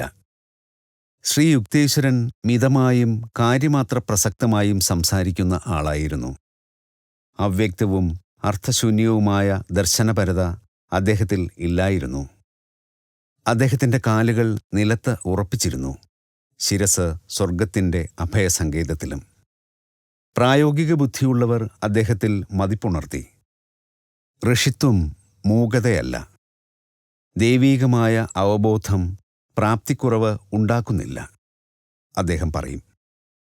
സദ്ഗുണങ്ങളുടെ കർമ്മകുശലമായ പ്രകാശനം അതിശക്തമായ ബുദ്ധിവൈഭവം സൃഷ്ടിക്കുന്നു. എൻ്റെ ഗുരുദേവന് അതീത ഭൗതിക മേഖലകളെപ്പറ്റി പ്രതിപാദിക്കുന്നതിൽ വൈമനസ്യമുണ്ടായിരുന്നു. അദ്ദേഹത്തിൻ്റെ ഒരേ ഒരു അത്ഭുത പരിവേഷം പൂർണ്ണ ലാളിത്യത്തിൻ്റേതായിരുന്നു. സംഭാഷണത്തിൽ ഉദ്യോഗകരമായ പരാമർശങ്ങൾ അദ്ദേഹം ഒഴിവാക്കിയിരുന്നു. പ്രവൃത്തിയിൽ അദ്ദേഹം സ്വതന്ത്രമായി ആത്മപ്രകാശനം ചെയ്തു. പല ഗുരുക്കന്മാരും അത്ഭുത പ്രവൃത്തികളെപ്പറ്റി പ്രസംഗിച്ചിരുന്നുവെങ്കിലും അവ പ്രവർത്തിപ്പിക്കുവാൻ അവർക്ക് കഴിഞ്ഞില്ല. ശ്രീ യുക്തേശ്വരൻ ദിവ്യാത്ഭുതങ്ങളുടെ സൂക്ഷ്മമായ വിധിനിയമങ്ങൾ അപൂർവമായേ പരാമർശിച്ചിരുന്നുള്ളൂവെങ്കിലും ആരുമറിയാതെ ഇച്ഛാനുസരണം അവ പ്രവർത്തിപ്പിച്ചിരുന്നു. സാക്ഷാത്കാരം ലഭിച്ച ഒരു വ്യക്തി അന്ധകരണത്തിൻ്റെ അനുമതി കിട്ടാതെ ഒരു ദിവ്യാത്ഭുതവും കാട്ടുന്നില്ല. ഗുരുദേവൻ ഇങ്ങനെ വിശദീകരിച്ചു: സൃഷ്ടിയുടെ രഹസ്യം വിവേചനരഹിതമായി തുറന്നുകാട്ടാൻ ഈശ്വരൻ ആഗ്രഹിക്കുന്നില്ല. തന്നെയുമല്ല, ഈ ലോകത്തിലെ ഓരോ വ്യക്തിക്കും തൻ്റെ സ്വതന്ത്രമായ ഇച്ഛയുടെ മേൽ അടിയറ വയ്ക്കാനാവാത്ത അവകാശമുണ്ട്. ഒരു പുണ്യാത്മാവ് ആ സ്വാതന്ത്ര്യത്തിൽ അതിക്രമിച്ച് കടക്കുകയില്ല. ശ്രീ യുക്തേശ്വരൻ്റെ സ്വതവേയുള്ള മൗനം അഗാധ ബ്രഹ്മജ്ഞാനത്തിൽ നിന്ന് ഉണ്ടായതായിരുന്നു. ആത്മസാക്ഷാത്കാരം ലഭിച്ചിട്ടില്ലാത്ത ഗുരുക്കന്മാരുടെ ദിനങ്ങളിൽ നിറഞ്ഞിരുന്ന അന്തമില്ലാത്ത വെളിപാടുകൾക്ക് അദ്ദേഹത്തിന് സമയമില്ലായിരുന്നു. ഹൈന്ദവ ഗ്രന്ഥങ്ങളിൽ നിന്നുള്ള ഒരു ചൊല്ല് ഇങ്ങനെയാണ്: അല്പബുദ്ധികളിൽ ചിന്തയുടെ ചെറുമത്സ്യങ്ങൾ വലിയ ബഹളമുണ്ടാക്കുന്നു. സാഗരോപമമായ മനസ്സുകളിൽ പ്രചോദനത്തിൻ്റെ തിമിംഗലങ്ങൾ ഒരു ചലനവും സൃഷ്ടിക്കുന്നില്ല. എൻ്റെ ഗുരുനാഥൻ നാട്യങ്ങളൊന്നുമില്ലാത്ത സ്വഭാവക്കാരനായിരുന്നതിനാൽ സമകാലീനരിൽ വളരെ കുറച്ചുപേർ മാത്രമേ അദ്ദേഹത്തെ ഒരു അതിമാനുഷ്യനെന്ന് തിരിച്ചറിഞ്ഞുള്ളൂ. തൻ്റെ അറിവ് മറച്ചുവെക്കാൻ കഴിയാത്തയാൾ വിഡ്ഢിയാണ് എന്ന പഴഞ്ചൊല്ല് അഗാധജ്ഞാനിയും മിതഭാഷിയുമായിരുന്ന എൻ്റെ ഗുരുദേവനെ സംബന്ധിച്ചിടത്തോളം ഒരിക്കലും പ്രസക്തമായിരുന്നില്ല. മറ്റെല്ലാവരെയും പോലെ ഒരു സാധാരണക്കാരനായി ജനിച്ചെങ്കിലും ശ്രീ യുക്തേശ്വരൻ കാലദേശങ്ങളുടെ നിയന്താവുമായി താദാത്മ്യം നേടി. മനുഷ്യൻ്റെയും ഈശ്വരൻ്റെയും സംഗമത്തിന് മറികടക്കാനാവാത്ത ഒരു തടസ്സവും ഗുരുദേവൻ ദർശിച്ചില്ല. മനുഷ്യൻ്റെ ആത്മീയമായ സാഹസികതയില്ലായ്മയല്ലാതെ അങ്ങനെ ഒരു തടസ്സവുമില്ലെന്ന് ഞാൻ മനസ്സിലാക്കി. ശ്രീ യുക്തേശ്വരൻ്റെ പാദസ്പർശത്തിൽ ഞാൻ എപ്പോഴും പുളകം കൊണ്ടിരുന്നു. തൻ്റെ ഗുരുദേവൻ്റെ സമാരാധ്യമായ സ്പർശത്താൽ ഒരു ശിഷ്യൻ ആത്മീയമായി കാന്തവൽക്കരിക്കപ്പെടുന്നു, ഒരു സൂക്ഷ്മമായ വൈദ്യുതി ഉൽപ്പന്നമാകുന്നു. സാധകൻ്റെ മസ്തിഷ്കത്തിലെ അനഭികാമ്യമായ വാസനകൾ പലപ്പോഴും എരിച്ചു കളഞ്ഞതുപോലെയാകുന്നു. ലൗകിക വാസനാസരണികൾ ഗുണകരമായി മാറ്റിമറിക്കപ്പെടുന്നു. ക്ഷണികമായെങ്കിലും മായയുടെ രഹസ്യമറകൾ ഉയരുകയും അവൻ പരമാനന്ദത്തിൻ്റെ യാഥാർത്ഥ്യം ദർശിക്കുകയും ചെയ്യും. എൻ്റെ ഗുരുദേവൻ്റെ മുന്നിൽ ഭാരതീയ രീതിയിൽ നമസ്കരിച്ചപ്പോഴൊക്കെ എൻ്റെ സർവാംഗം ഒരു വിമോചകമായ പ്രകാശദീപ്തി കൊണ്ട് പ്രതികരിച്ചു. ലാഹിരി മഹാശയൻ മൗനമായിരുന്നാലും, അതല്ല തീർത്തും ആത്മീയമല്ലാത്ത വിഷയങ്ങൾ സംസാരിച്ചാലും, അദ്ദേഹം എന്നിൽ അവാച്യമായ ജ്ഞാനം പകർന്നിരുന്നുവെന്ന് ഞാൻ മനസ്സിലാക്കി. ഗുരുദേവൻ എന്നോട് പറഞ്ഞു, ശ്രീ യുക്തേശ്വരൻ എന്നെയും ഇതേ രീതിയിൽ സ്വാധീനിച്ചു. മനോവിഷമത്തിൻ്റെയോ ഉദാസീനതയുടെയോ മാനസികാവസ്ഥയിൽ ഞാൻ ആശ്രമത്തിൽ പ്രവേശിച്ചാൽ എൻ്റെ മനോവൃത്തി ഞാൻ അറിയാതെ തന്നെ മാറും. എൻ്റെ ഗുരുവിൻ്റെ ദർശനമാത്രയിൽ തന്നെ എന്നിൽ ആശ്വാസദായകമായ പ്രശാന്തി ചൊരിയപ്പെടുകയായി. അദ്ദേഹത്തോടൊപ്പമുള്ള ഓരോ ദിവസവും ആനന്ദത്തിൻ്റെയും ശാന്തിയുടെയും ജ്ഞാനത്തിൻ്റെയും പുതിയ ഓരോ അനുഭവമായിരുന്നു. അത്യാഗ്രഹമോ ക്രോധമോ മമതാബന്ധമോ കൊണ്ട് മതിവിഭ്രമത്തിൽപ്പെട്ടോ വൈകാരികമായി ഉന്മത്തനായോ അദ്ദേഹത്തെ ഞാൻ ഒരിക്കലും കണ്ടിട്ടില്ല. മായയുടെ കൂരിരുൾ നിശബ്ദമായി അണയുകയാണ്.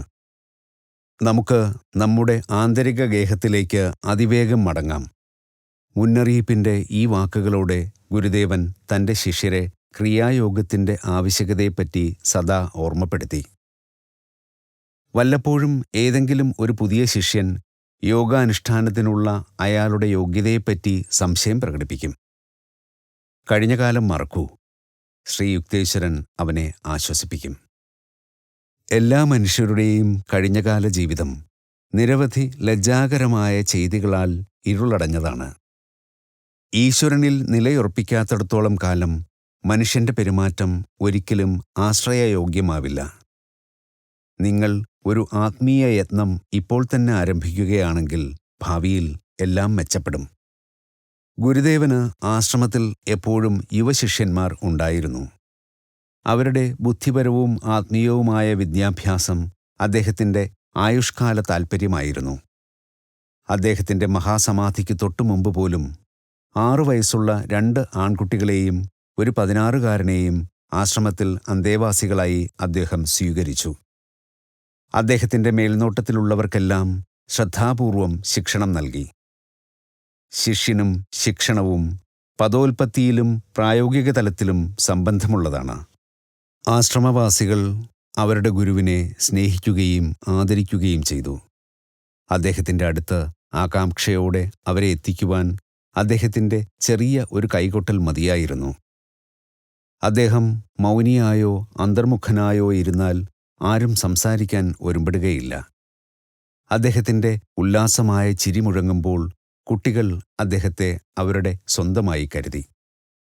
ശ്രീ യുക്തേശ്വരൻ സ്വന്തം കാര്യത്തിൽ സേവനത്തിന് മറ്റുള്ളവരോട് ഒരിക്കലും ആവശ്യപ്പെട്ടിരുന്നില്ല.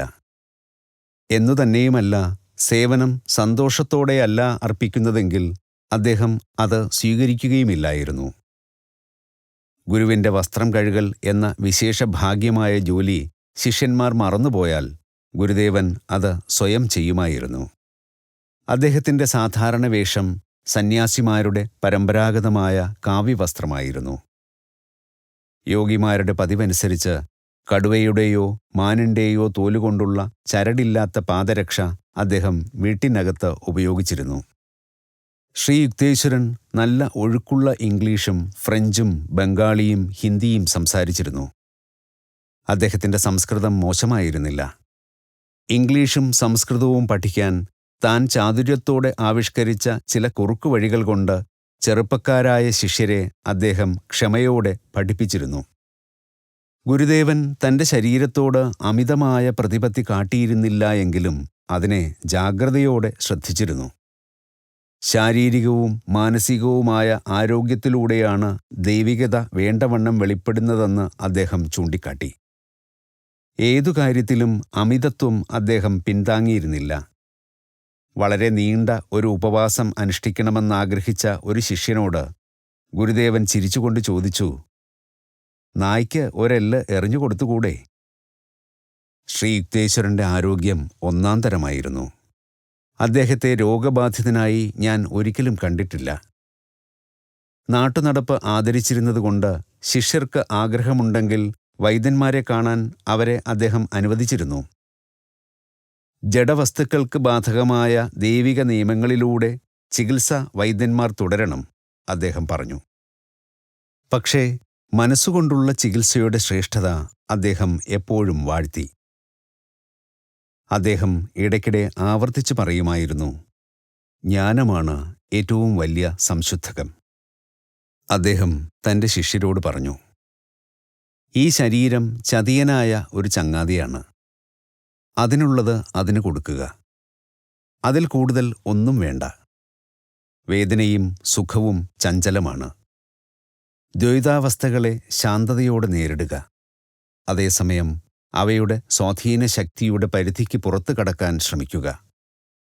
രോഗവും രോഗവിമുക്തിയും കടന്നുവരുന്ന വാതിലാണ് ഭാവന. രോഗമുള്ളവർ പോലും അസുഖത്തിൻ്റെ യാഥാർത്ഥ്യത്തിൽ വിശ്വസിക്കാതിരിക്കുക. അംഗീകരിക്കപ്പെടാത്ത സന്ദർശകൻ ഓടിയകലും. ഗുരുദേവന്റെ ശിഷ്യരുടെ ഇടയിൽ അനേകം ഭിഷഗ്വരന്മാരുണ്ടായിരുന്നു. ശരീരശാസ്ത്രം പഠിച്ചിട്ടുള്ളവർ കുറേക്കൂടി മുന്നോട്ടു പോയി ആത്മാവിൻ്റെ ശാസ്ത്രത്തെ സൂക്ഷ്മ പരിശോധനയ്ക്ക് വിധേയമാക്കണം, അദ്ദേഹം അവരോട് പറഞ്ഞു. ശരീരയന്ത്രത്തിന് പിന്നിൽ സൂക്ഷ്മമായ ഒരു ആത്മീയ ഘടന ഒളിച്ചിരിക്കുന്നു. പാശ്ചാത്യത്തിൻ്റെയും പൗരസ്ത്യത്തിൻ്റെയും നന്മകളുടെ സജീവ സമന്വയകർത്താക്കളാകാൻ ശ്രീ യുക്തേശ്വരൻ ശിഷ്യരെ ഉപദേശിച്ചു. ബാഹ്യമായ വഴക്കങ്ങളിൽ ഒരു പാശ്ചാത്യ കാര്യനിർവാഹകനും ആന്തരികമായി ആത്മീയതയിൽ പൗരസ്ത്യനുമായിരുന്നു അദ്ദേഹം. പാശ്ചാത്യരുടെ പുരോഗമനാത്മകതയും പ്രത്യുൽപ്പന്നമതിത്വവും ശുചിത്വത്തോടുകൂടിയ രീതികളും പൗരസ്ത്യദേശത്തിൻ്റെ നൂറ്റാണ്ടുകളുടെ പരിവേഷം നൽകുന്ന ആത്മീയ ആദർശങ്ങളും അദ്ദേഹം പുകഴ്ത്തി. അച്ചടക്കം എന്നത് എനിക്ക് അപരിചിതമായിരുന്നില്ല. വീട്ടിൽ അച്ഛൻ കർശന നിയമങ്ങൾ വെച്ചിരുന്നു. അനന്തത ആണെങ്കിൽ പലപ്പോഴും കർക്കശനുമായിരുന്നു. പക്ഷേ ശ്രീ യുക്തേശ്വരൻ്റെ പരിശീലനത്തെ കടുപ്പം എന്നല്ലാതെ വിശേഷിപ്പിക്കാൻ വയ്യ.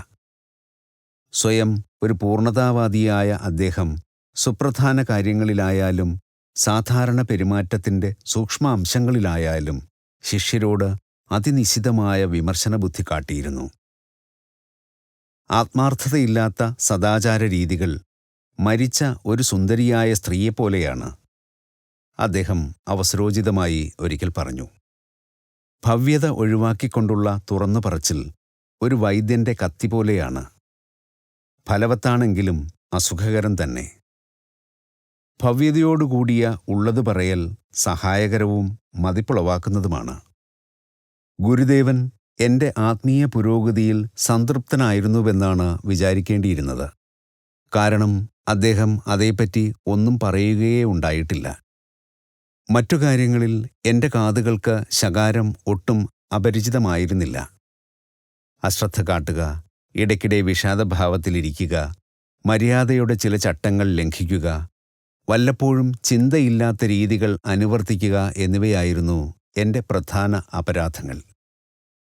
നിന്റെ അച്ഛൻ ഭഗവതിയുടെ പ്രവർത്തനങ്ങൾ എത്ര ചിട്ടയുള്ളതും എത്ര സന്തുലിതവുമാണെന്ന് കണ്ടു പഠിക്കുക, എൻ്റെ ഗുരുദേവൻ ചൂണ്ടിക്കാട്ടി. ശ്രീരാമപുരം ആശ്രമത്തിലെ എൻ്റെ ആദ്യ സന്ദർശനം കഴിഞ്ഞയുടനെ ലാഹിരി മഹാശയൻ്റെ ഈ 2 ശിഷ്യന്മാരും കണ്ടുമുട്ടിയിരുന്നു. അച്ഛനും ഗുരുദേവനും പരസ്പരം വലിയ മതിപ്പായിരുന്നു. കാലത്തിന് അലിയിക്കാനാവാത്ത ആത്മീയതയുടെ ശിലാശക്തമായ അടിത്തറയിൽ അവർ 2 പേരും സ്വച്ഛസുന്ദരമായ ഒരു ആന്തരിക ജീവിതം കെട്ടിപ്പടുത്തിരുന്നു. എൻ്റെ ചെറുപ്പത്തിലെ ഒരു താത്കാലിക അധ്യാപകനിൽ നിന്ന് ഏതാനും തെറ്റായ പാഠങ്ങൾ ഞാൻ ഉൾക്കൊണ്ടിരുന്നു. ലൗകിക കർത്തവ്യപാലനത്തിന് ഒരു ശിഷ്യൻ കഠിനയത്നം ചെയ്യേണ്ടതില്ല എന്ന് എന്നെ പറഞ്ഞ് ധരിപ്പിച്ചിരുന്നു. എൻ്റെ കർത്തവ്യങ്ങൾ ഗൗനിക്കാതിരിക്കുകയോ അശ്രദ്ധമായി ചെയ്യുകയോ ചെയ്യുമ്പോൾ ഞാൻ ശിക്ഷിക്കപ്പെട്ടിരുന്നില്ല. ഇത്തരത്തിലുള്ള ബോധനം ഉൾക്കൊള്ളാൻ മനുഷ്യസ്വഭാവത്തിന് വളരെ എളുപ്പമാണ്. എന്നാൽ ഗുരുദേവൻ്റെ വിട്ടുവീഴ്ചയില്ലാത്ത ശിക്ഷണത്തിൽ ഞാൻ ഉത്തരവാദിത്വമില്ലായ്മയുടെ ഈ സുഖകരമായ മിഥ്യാസങ്കല്പങ്ങളിൽ നിന്ന് പെട്ടെന്ന് മോചിതനായി. ഈ ലോകത്തിന് യോജിക്കാത്ത വണ്ണം നന്മ നിറഞ്ഞ ആളുകൾ മറ്റേതോ ലോകത്തെയാണ് അലങ്കരിക്കുന്നത്. ശ്രീ യുക്തേശ്വരൻ ഒരു ദിവസം അഭിപ്രായപ്പെട്ടു. ഈ ലോകത്തിൻ്റെ സ്വതന്ത്രമായ വായു ശ്വസിക്കുന്നിടത്തോളം കാലം ഒരാൾ നന്ദിപൂർവമായ സേവനം അനുഷ്ഠിക്കാൻ ബാധ്യസ്ഥനാണ്. ശ്വാസം ആവശ്യമില്ലാത്ത അവസ്ഥയിൽ സ്ഥിരപ്രതിഷ്ഠ നേടിയ ഒരാൾക്ക് മാത്രമേ പ്രപഞ്ചത്തിൻ്റെ ഇളവില്ലാത്ത കർത്തവ്യങ്ങളിൽ നിന്ന് സ്വതന്ത്രനാകാൻ കഴിയൂ. അദ്ദേഹം അർത്ഥം വെച്ച് പറഞ്ഞു. ആത്യന്തികമായ ആ പരിപൂർണതയിൽ നീ എത്തുമ്പോൾ അത് നിന്നെ അറിയിക്കുവാൻ ഞാൻ മറക്കുകയില്ല. എൻ്റെ ഗുരുദേവനെ സ്നേഹം കൊണ്ടുപോലും വശത്താക്കാൻ കഴിഞ്ഞിരുന്നില്ല. എന്നെപ്പോലെ സ്വമനസ്സാലെ ശിഷ്യനായി തീർന്ന ഒരാളോടും അദ്ദേഹം ദാക്ഷിണ്യം കാട്ടിയിരുന്നില്ല. ശിഷ്യരോ അപരിചിതരോ ഞങ്ങൾക്ക് ചുറ്റുമുണ്ടായിരുന്നാലും, അഥവാ ഗുരുദേവനും ഞാനും തനിച്ചിരുന്നാലും, അദ്ദേഹം എപ്പോഴും തുറന്നു സംസാരിക്കുകയും എന്നെ കഠിനമായി ശാസിക്കുകയും ചെയ്തു. ചില്ലറ തെറ്റുകൾക്കോ നിസ്സാരമായ അശ്രദ്ധയ്ക്കോ ഞാൻ അദ്ദേഹത്തിൻ്റെ ശകാരത്തിൽ നിന്ന് രക്ഷപ്പെട്ടില്ല.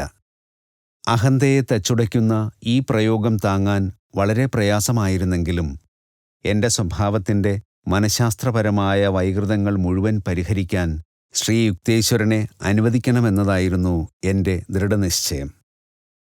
ഈ ഭീമമായ പരിവർത്തനത്തിനു വേണ്ടി അദ്ദേഹം കഠിനാധ്വാനം ചെയ്തപ്പോൾ അദ്ദേഹത്തിൻ്റെ ആ കൊട്ടുവടിയുടെ പ്രശിക്ഷണകാരിയായ കനത്ത പ്രഹരത്തിനു കീഴിൽ ഞാൻ പലപ്പോഴും ആടിപ്പോയിട്ടുണ്ട്.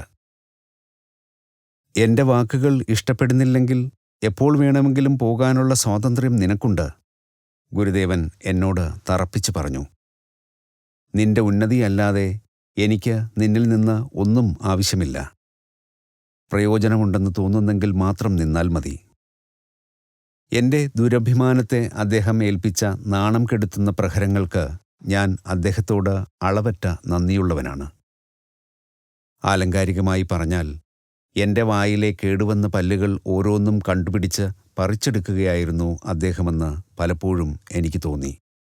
അഹന്തയുടെ കാതലായ ഭാഗത്തെ തച്ചുടച്ച് പുറത്തു കളയാൻ നിഷ്ഠൂരത കൊണ്ട് മാത്രമേ സാധിക്കൂ. ഒടുവിൽ അഹന്തയുടെ തിരോധാനത്തിൽ ദൈവീകഭാവം സ്വച്ഛന്തമായ ഒരു വഴി കണ്ടെത്തുന്നു.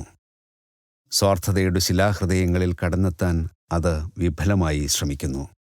ശ്രീ യുക്തേശ്വരൻ്റെ അന്തർജ്ഞാനം സൂക്ഷ്മഗ്രാഹിയായിരുന്നു. അദ്ദേഹത്തോട് ഒരാൾ എന്തു പറയുന്നുവെന്നത് ഗൗനിക്കാതെ അദ്ദേഹം അയാളുടെ വെളിപ്പെടുത്താത്ത ചിന്തകൾക്ക് ഉത്തരം നൽകിയിരുന്നു.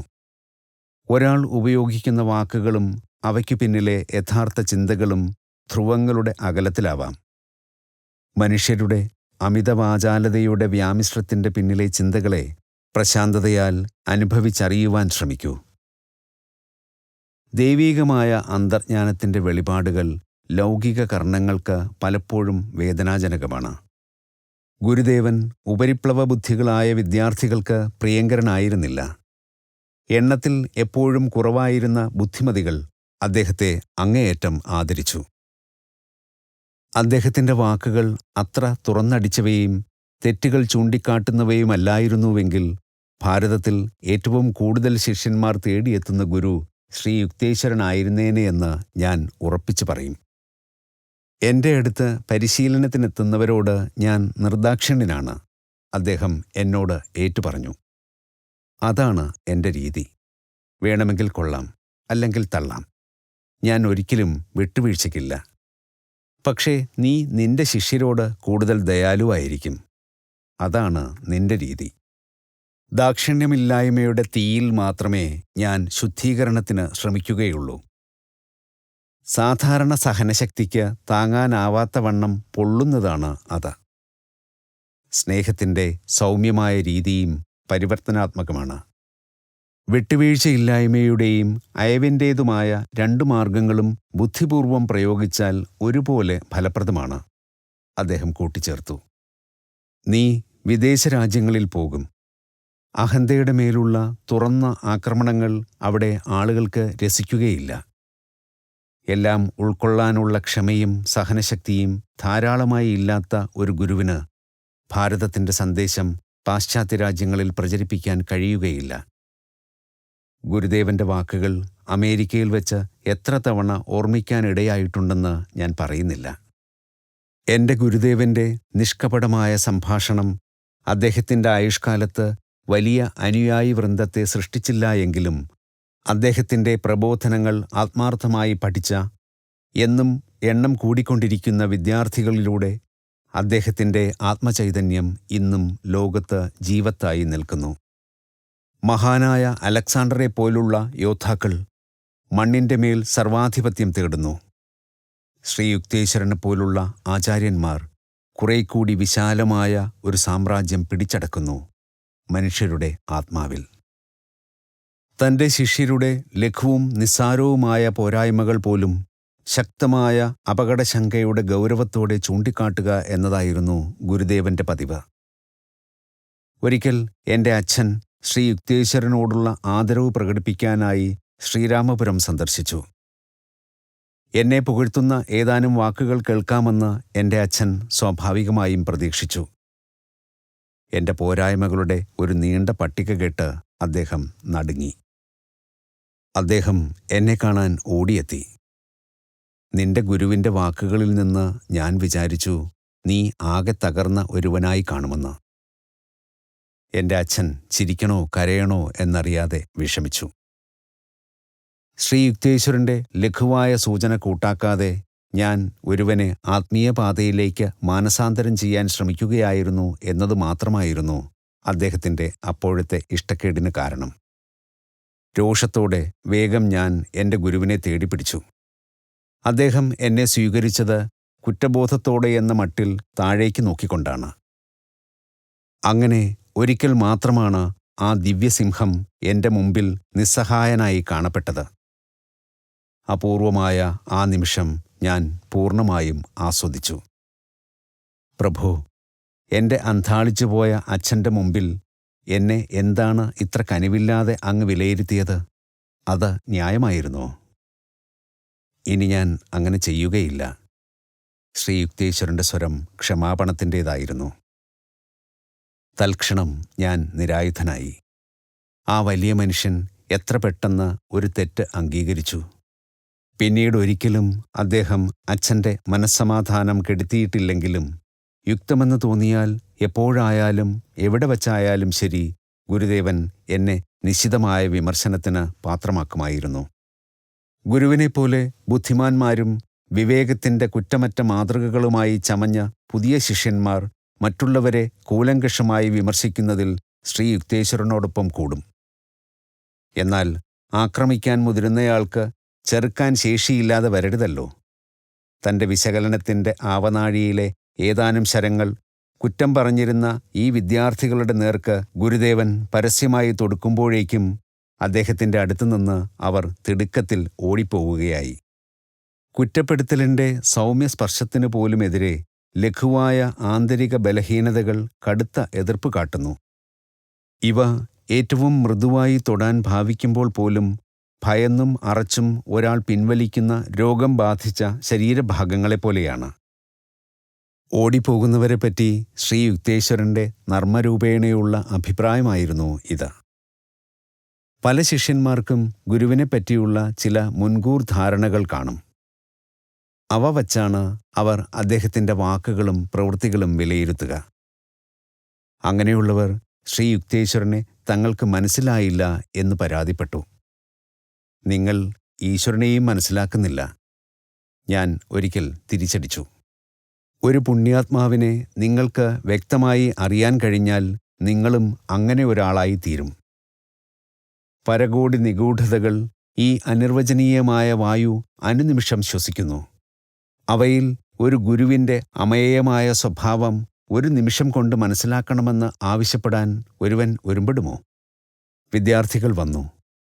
പൊതുവെ പറഞ്ഞാൽ പലരും തിരിച്ചും പോയി. പെട്ടെന്നുള്ള അനുകമ്പയുടെയും സ്വന്തം കഴിവുകളുടെ സുഖകരമായ അംഗീകാരത്തിൻ്റെയും എളുപ്പമാർഗം കൊതിച്ചവർ ആശ്രമത്തിൽ അത് കണ്ടെത്തിയില്ല. ഗുരുദേവൻ ശിഷ്യന്മാർക്ക് എത്രനാൾ വേണമെങ്കിലും പാർപ്പിടവും മാർഗദർശനവും നൽകി.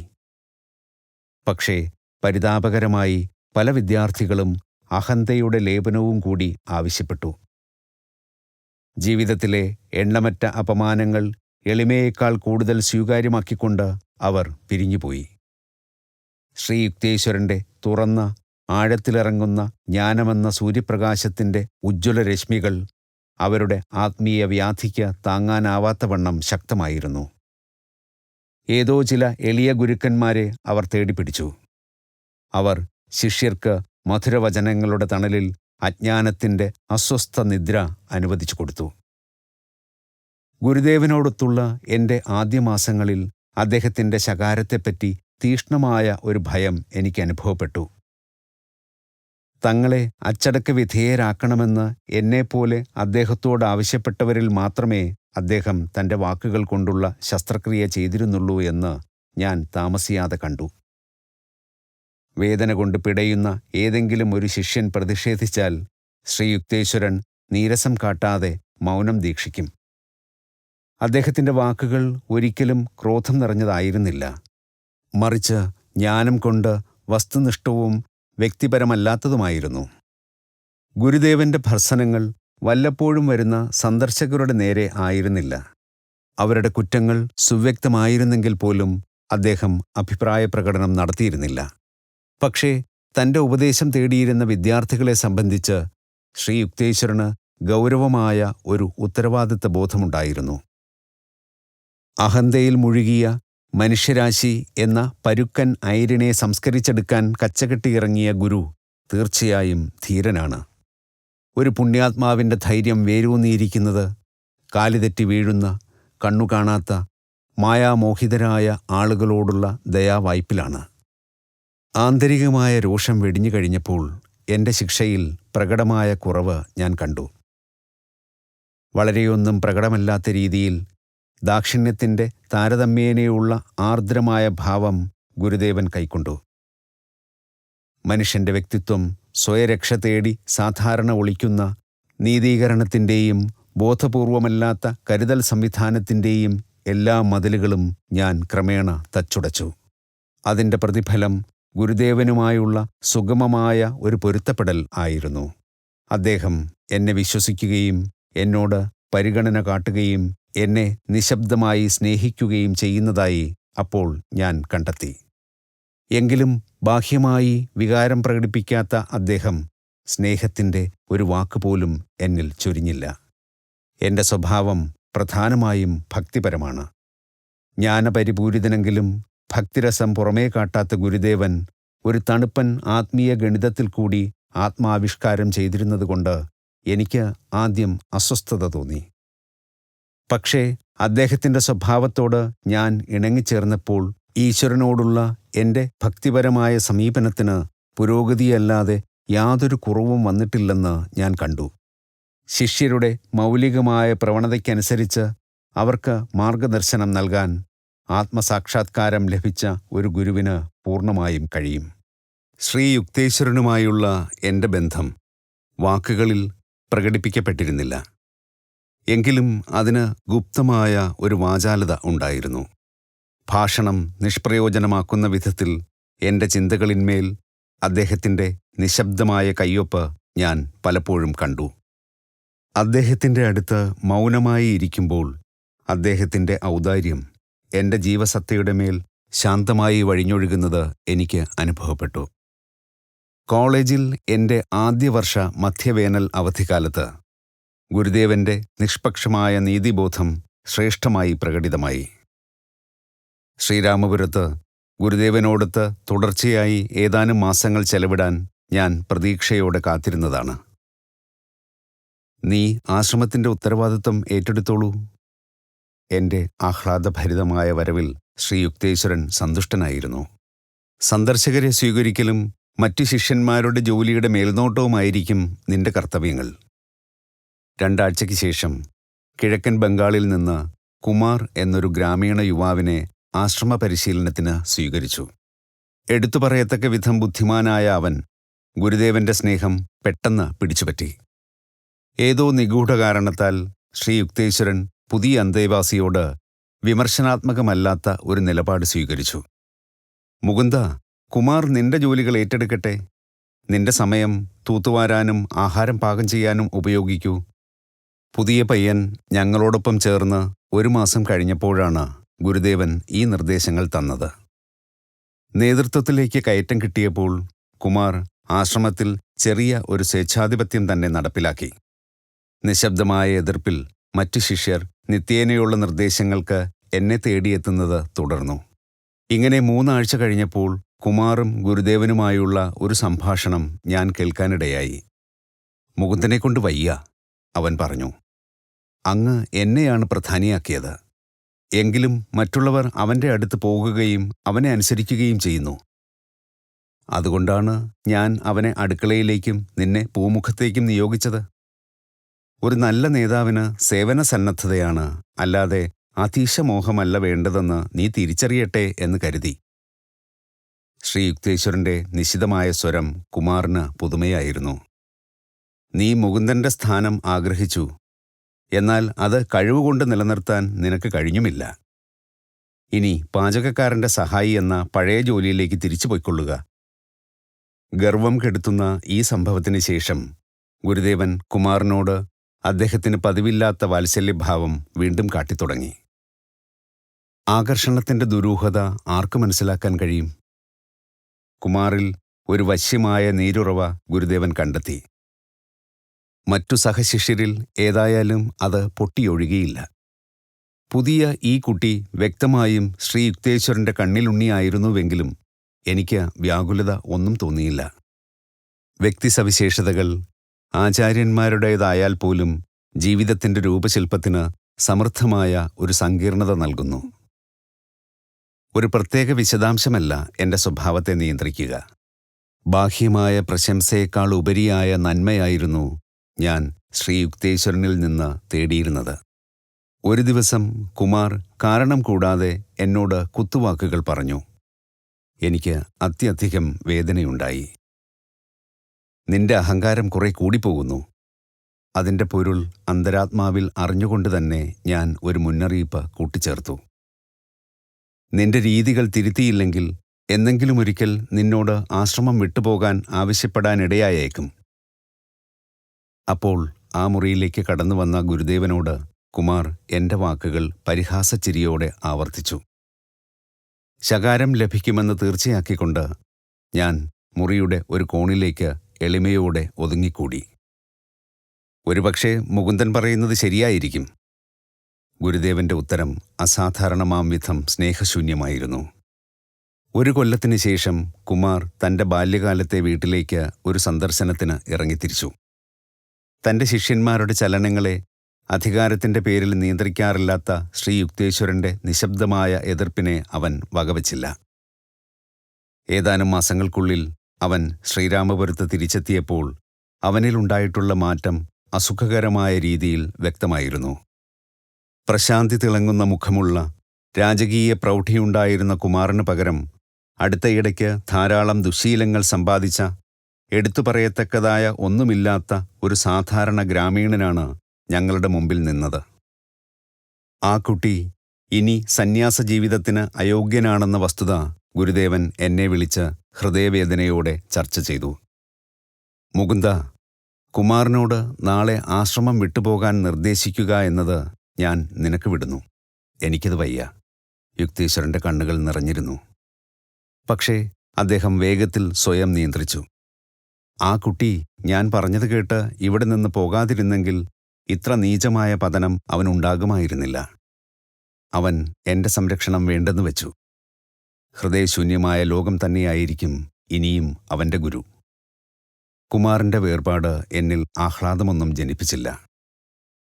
ഒരു ആചാര്യൻ്റെ സ്നേഹഭാജനമാകാൻ കഴിഞ്ഞ ഒരാൾക്ക് എത്ര എളുപ്പത്തിൽ ലൗകിക പ്രലോഭനങ്ങൾക്ക് വശംവദനാകാൻ കഴിഞ്ഞുവെന്ന് ഞാൻ ദുഃഖത്തോടെ അത്ഭുതപ്പെട്ടു. മദ്യത്തിലും ലൈംഗികതയിലുമുള്ള ആസക്തി സാധാരണ മനുഷ്യനിൽ വേരൂന്നിയിരിക്കുന്നു. അവ ആസ്വദിക്കുന്നതിന് സൂക്ഷ്മഗ്രാഹിയായ സംവേദനശക്തി ആവശ്യമില്ല.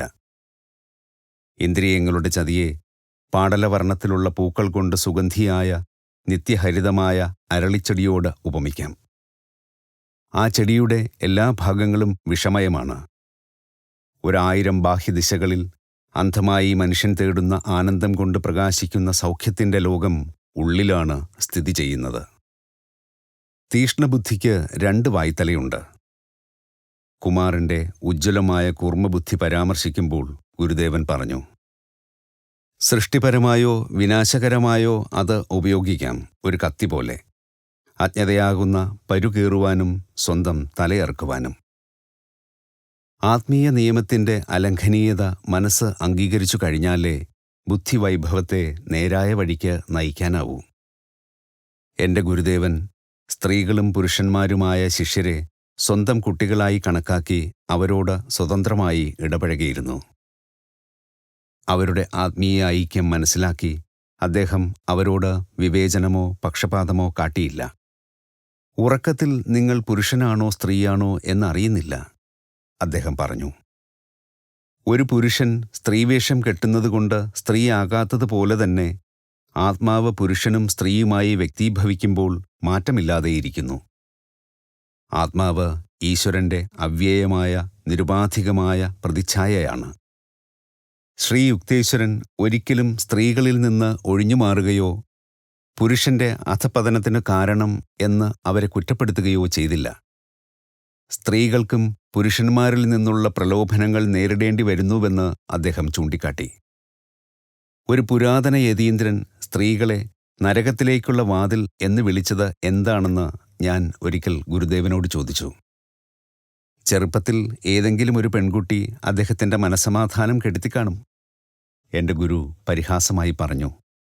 അല്ലായിരുന്നെങ്കിൽ അദ്ദേഹം സ്ത്രീയേ അല്ല, തൻ്റെ ആത്മസംയമനത്തിൻ്റെ എന്തെങ്കിലും പോരായ്മയെ തള്ളിപ്പറഞ്ഞേനെ. ആശ്രമത്തിൽ ഒരു സന്ദർശകൻ എന്തെങ്കിലും അശ്ലീല ചുവയുള്ള ഒരു കഥ പറയാൻ ഒരുമ്പെട്ടാൽ ഗുരുദേവൻ പ്രതികരണമില്ലാത്ത നിശബ്ദത പാലിക്കും. സുന്ദരമായ ഒരു മുഖത്തിൻ്റെ പ്രകോപിപ്പിക്കുന്ന ചാട്ടവാറുകൊണ്ടുള്ള പ്രഹരം ഏറ്റുവാങ്ങാൻ നിങ്ങൾ സ്വയം അനുവദിക്കരുത്, അദ്ദേഹം ശിഷ്യന്മാരോട് പറഞ്ഞു. ഇന്ദ്രിയങ്ങളുടെ അടിമകൾക്ക് ലോകത്തെ എങ്ങനെ ആസ്വദിക്കാൻ കഴിയും? പ്രാകൃതമായ ചെളിക്കുണ്ടിൽ അവർ ഇഴഞ്ഞു നടക്കുമ്പോൾ ലോകത്തിൻ്റെ സൂക്ഷ്മമായ രുചിയും മണവും മറ്റും അവർ അറിയാതെ പോകുന്നു. അദമ്യമായ കാമങ്ങൾക്ക് വിധേയനായ മനുഷ്യന് എല്ലാ സൂക്ഷ്മ വിവേചന ശക്തികളും നഷ്ടപ്പെടുന്നു. മായാപ്രേരിതമായ ലൈംഗികതയുടെ മിഥ്യകളിൽ നിന്ന് രക്ഷപ്പെടാൻ ശ്രമിക്കുന്ന ശിഷ്യർക്ക് ശ്രീ യുക്തേശ്വരനിൽ നിന്ന് ക്ഷമയോടും ധാരണയോടും കൂടിയ ഉപദേശം ലഭിച്ചു. വിശപ്പിന് അത്യാർത്തിക്കല്ല, ന്യായമായ ഒരു ഉദ്ദേശം സാധിക്കാനുള്ളതുപോലെ തന്നെ ലൈംഗികതയുടെ ജന്മവാസന മനുഷ്യനിൽ പ്രകൃതി നട്ടിരിക്കുന്നത് വംശവർദ്ധനയ്ക്ക് വേണ്ടി മാത്രമാണ്. അല്ലാതെ തൃപ്തിപ്പെടുത്താനാവാത്ത കാമവാസനകൾ ഉദ്ദീപിപ്പിക്കുന്നതിനല്ല, അദ്ദേഹം പറഞ്ഞു. തെറ്റായ ആഗ്രഹങ്ങൾ ഇപ്പോൾ തന്നെ നശിപ്പിക്കുക. ഇല്ലെങ്കിൽ നിങ്ങളുടെ സൂക്ഷ്മശരീരം അതിൻ്റെ സ്ഥൂല ശരീരത്തിൽ നിന്ന് വേർപിരിഞ്ഞു കഴിഞ്ഞാലും ആഗ്രഹങ്ങൾ നിങ്ങളോടുകൂടി തന്നെ നിൽക്കും. ശരീരത്തിന് പിടിച്ചു നിൽക്കാനാവില്ലെങ്കിലും മനസ്സ് സദാ ചെറുത്തു നിൽക്കണം. പ്രലോഭനം ക്രൂരമായ ശക്തിയോടെ നിങ്ങളെ ആക്രമിക്കുകയാണെങ്കിൽ വസ്തുനിഷ്ഠമായ വിശകലനം കൊണ്ടും അദമ്യമായ ഇച്ഛാശക്തി കൊണ്ടും അതിനെ അതിജീവിക്കുക. പ്രകൃതിജന്യമായ ഓരോ വികാരത്തെയും കീഴടക്കാൻ കഴിയും. നിങ്ങളുടെ വീര്യം സംരക്ഷിക്കൂ. ഇന്ദ്രിയങ്ങളാകുന്ന പോഷകനദികളെയെല്ലാം ശാന്തമായി തന്നിൽ ലയിപ്പിക്കുന്ന വിശാല സാഗരം പോലെ ആയിത്തീരുക. നിത്യേന പുനരുജ്ജീവിക്കപ്പെടുന്ന ഇന്ദ്രിയ വാഞ്ചകൾ നിങ്ങളുടെ ആത്മശാന്തി കെടുത്തുന്നു. ഭൗതികതയുടെ മരുഭൂമിയിൽ ജീവജലം വാർന്നൊഴുകി പാഴായിപ്പോകാൻ അനുവദിക്കുന്ന ജലസംഭരണിയിലെ ദോരങ്ങൾ പോലെയാണവ. തെറ്റായ ആഗ്രഹത്തിൻ്റെ ശക്തവും ഏതു പ്രവൃത്തിയിലേക്കും എടുത്തുചാടാൻ ഇടയാക്കുന്നതുമായ പൊടുന്നനെയുള്ള ചോദനയാണ് മനുഷ്യൻ്റെ സന്തോഷത്തിൻ്റെ ഏറ്റവും വലിയ ശത്രു. ആത്മസംയമനത്തിൻ്റെ ഒരു സിംഹമായി ലോകത്തിൽ സ്വതന്ത്രമായി വിഹരിക്കുക. ഇന്ദ്രിയ ദൗർബല്യത്തിൻ്റെ മണ്ടൂകങ്ങൾ നിങ്ങളെ വലയ്ക്കാൻ അനുവദിക്കരുത്. ഒരു യഥാർത്ഥ സാധകൻ നൈസർഗിക വാസനകളുടെ വിവശമാക്കുന്ന എല്ലാ പ്രേരണകളിൽ നിന്നും ആത്യന്തികമായി മോചിതനാകുന്നു. മനുഷ്യസ്നേഹത്തിനു വേണ്ടിയുള്ള അവൻ്റെ ദാഹത്തെ അയാൾ ഈശ്വരനു മാത്രം വേണ്ടിയുള്ള അഭിവാഞ്ച സർവപ്രപഞ്ച സാന്നിധ്യം കൊണ്ട് ഏകമായ ഒരു പ്രേമം ആയി മാറ്റുന്നു. ഞാൻ ഗുരുദേവനെ ആദ്യമായി സന്ദർശിച്ച വാരാണസിയിലെ റാണാമഹൽ ജില്ലയിലാണ് ശ്രീ യുക്തേശ്വരൻ്റെ അമ്മ താമസിച്ചിരുന്നത്. ഉദാരമതിയും സ്നേഹമയിയുമായിരുന്നുവെങ്കിലും സ്വന്തമായ വളരെ ഉറച്ച അഭിപ്രായങ്ങൾ ഉണ്ടായിരുന്ന ഒരു സ്ത്രീയായിരുന്നു അവർ. അമ്മയും മകനും സംസാരിക്കുന്നത് അവരുടെ ബാൽക്കണിയിൽ നിന്ന് ഒരിക്കൽ ഞാൻ ശ്രദ്ധിച്ചു. ശാന്തവും വിവേകപൂർവവുമായ തൻ്റെ ശൈലിയിൽ ഗുരുദേവൻ എന്തോ പറഞ്ഞ് അവരെ ബോധ്യപ്പെടുത്താൻ ശ്രമിക്കുകയായിരുന്നു. അദ്ദേഹത്തിന് അത് കഴിഞ്ഞില്ലെന്ന് തോന്നുന്നു. കാരണം അവർ ശക്തമായി നിഷേധാർത്ഥത്തിൽ തലകുലുക്കിക്കൊണ്ട് പറഞ്ഞു, "അല്ല, അല്ല മകനെ, നീ നിന്റെ പാട് നോക്ക്. നിന്റെ ഉപദേശമൊന്നും എനിക്ക് വേണ്ട. ഞാൻ നിന്റെ ശിഷ്യയൊന്നുമല്ല." ശ്രീ യുക്തേശ്വരൻ പിന്നെ ഒന്നും പറയാതെ ശാസിക്കപ്പെട്ട ഒരു കുട്ടിയെപ്പോലെ പിന്തിരിഞ്ഞു. അമ്മയുടെ അകാരണമായ ഭാവപ്പകർച്ചയിലും അദ്ദേഹത്തിന് അമ്മയോടുണ്ടായിരുന്ന വലിയ ബഹുമാനം എന്നെ വല്ലാതെ സ്പർശിച്ചു. അവർ അദ്ദേഹത്തെ ഒരു ഋഷീന്ദ്രനായല്ല, തൻ്റെ സ്വന്തം കുഞ്ഞായിട്ടാണ് കണ്ടത്.